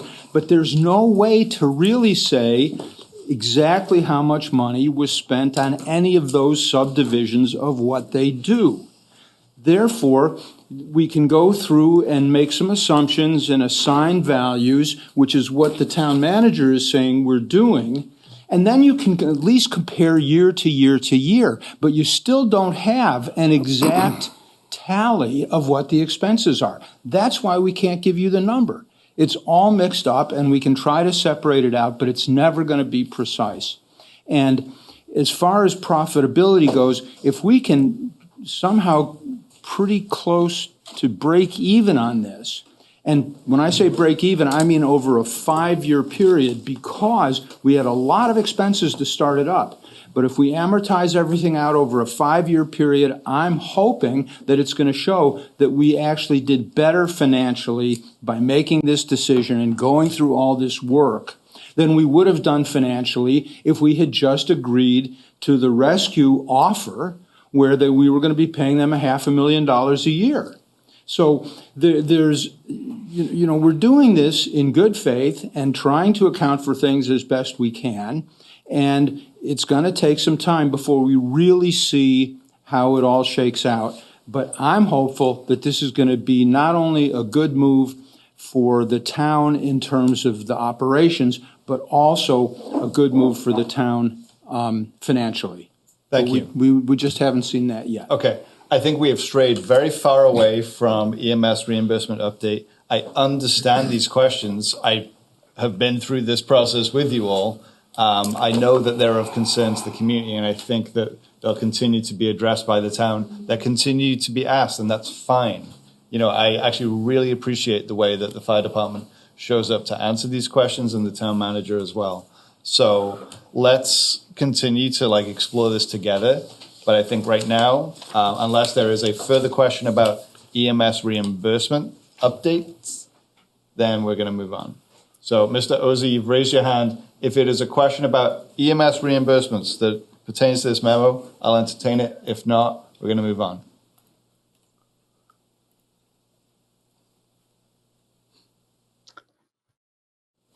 Can you hear me?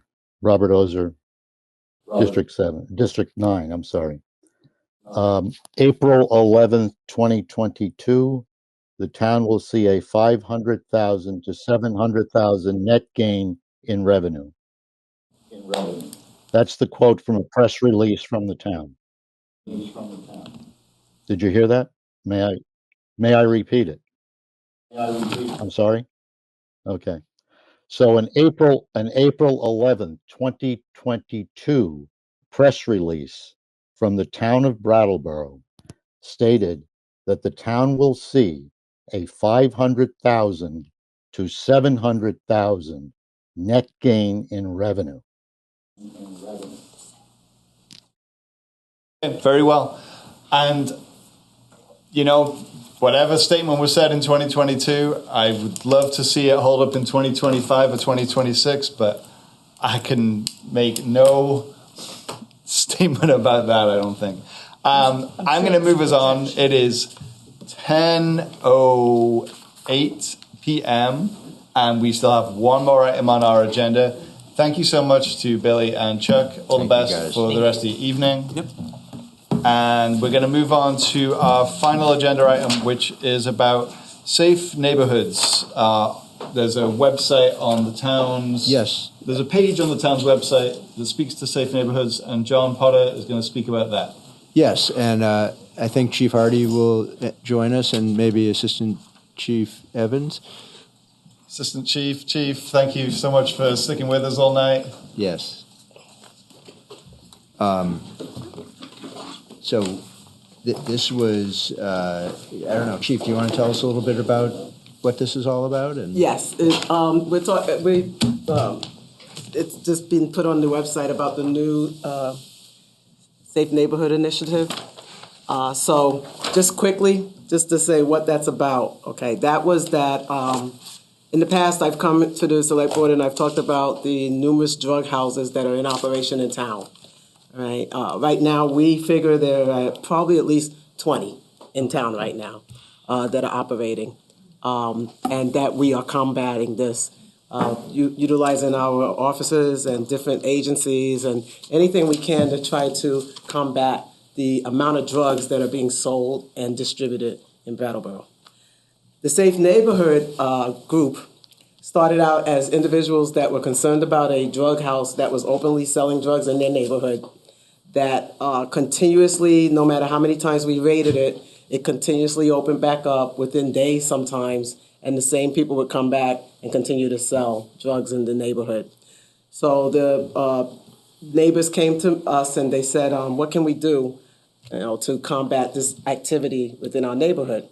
So we started to have meetings. At first I started to meet with them like once a week, and then we started to meet a little bit more often when they got more neighbors to come together that wanted to talk about these issues. So we started to meet, and we decided that they could form a neighborhood watch group with each other. We helped them develop the group. I gave them some pointers on how to stay safe while they developed this group. And so they all came together, they formed the group, and they were able to combat the house within their neighborhood. And actually, we were able to close that particular house down. And that was one of the most prominent drug houses in town. It had been running for quite some time. And because of all the activities and this neighborhood, these people in the neighborhood getting together and getting organized and going through different steps, it took a while. And we had a couple of times where we had to go back to the house because the people kept coming back to the house. But I'm glad to say that it finally has taken effect, and that drug house has been shut down for good, we hope. And it's all through this particular neighborhood watch group. So right now I have 2 other neighborhood watch groups that are forming. And so this was a good idea for this successful group to put their information out so they could tell other groups and other people in the neighborhoods and communities how they can help themselves, because, we need the community to tell us what's going on, to be the eyes and ears for us, to be able to combat some of the drug activity that's going on in the town. I also said, I also wanted to just tell you really quick that, because this came up a couple of times in meetings this week, so we have had an uptick between this January through March 20th of last year to this year. We've had an uptick of drug calls, 290%. These are actual drugs, not just thinking drugs, maybe drugs. We also are starting to see a bit of meth showing up here, which is a concern, particularly in Brattleboro. I've been here for 3 years and we were not seeing meth. We were seeing a lot of fentanyl and heroin, but we're starting to have people that we are interacting with now that are having meth on them. So that's something that we're going to really, really pay attention to. And if anybody needs to contact me or call me or my office or sit down with us and talk about how to form your groups or any information we can share with you about these dangerous drugs that are coming into town, we'll be happy to talk about that. Thanks, Chief Hardy. Questions from the board? Liz? Thank you. Thank you, Chief, Assistant Chief. I see this as another example of a close collaboration with the police department and the people of Brattleboro, and also just reiterating what you've said many times about it not being just a downtown effort, and that our police department serves the entire town. Exactly. And that's what we've been trying to make sure that people understand, that the downtown is a part of the issues we have in town. But to be able to interact and do what we need to do to keep the downtown flourishing and get businesses back there and get people spending time down there, we've developed the safety plan for the downtown. That frees us up to take care of all these other areas in town where we are seeing these interactions, these businesses, these drug houses popping up all over town. And I think that I just really, really, really want to reiterate that drug houses are in Brattleboro. All right, we have interactions almost every day with some type of drug activity, and we are not trying to criminalize people being addicted to drugs, and we're not trying to criminalize homelessness. We are trying to keep the dealers out of here, and we are trying to get people treatment. And that's another thing we've been able to accomplish a lot by having the BRAT team, because we have Justin Johnson on the BRAT team, who's just been invaluable in everything he's been doing with people that are suffering from addiction. I sat down with him this morning and we talked about the fact that he's already gotten at least 8 people to go into treatment, and us having the ability to give him the tools he needs to be able to take people, such as a vehicle, to take them right away. We also just celebrated 2 individuals that have become clean, that were individuals that was addicted to drugs for quite some time. And so what we do is every month we have a spotlight of individuals that get clean, and we give them gift certificates, or we give them what they may need to help them get to work. We've given one gentleman a bicycle so he could get to work because he's fought the hard fight and he got himself clean, and now he's a member of our community that is going to work every day and contributing. Great, and I just see this as a nice bookend to our first discussion about One Brattleboro, and it's really a person-to-person assistance that's needed. Absolutely, yes. Thank you. Other questions?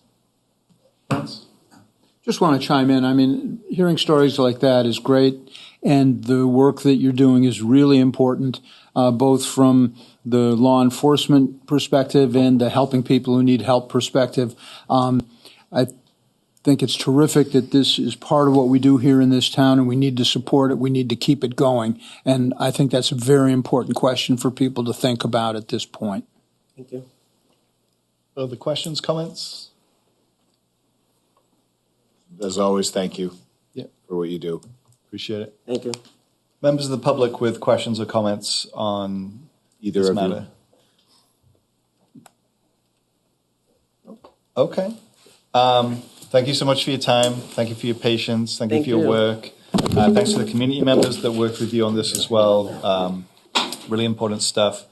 And with that, I could just also add Seth Thomas, who put together the web page for this, so that when people want information, they can easily find it on the police department's website. So. Yep. Yeah. And Thank you. towns, Yeah. And with that, I think we just have one more thing to do. Franz? I'd like to make a motion here at the end of my select board career. And only if you make a successful motion. Make the motion. Mr. Chairman, I move that the meeting be adjourned. Okay. Franz has made a motion to adjourn. All those in favor, please raise their hand and say aye. Aye. Aye. That is it. We are done. Thanks to my colleagues, thanks to town staff, BCTV, interpreters, members of the public, and we'll see you Saturday, 8:30.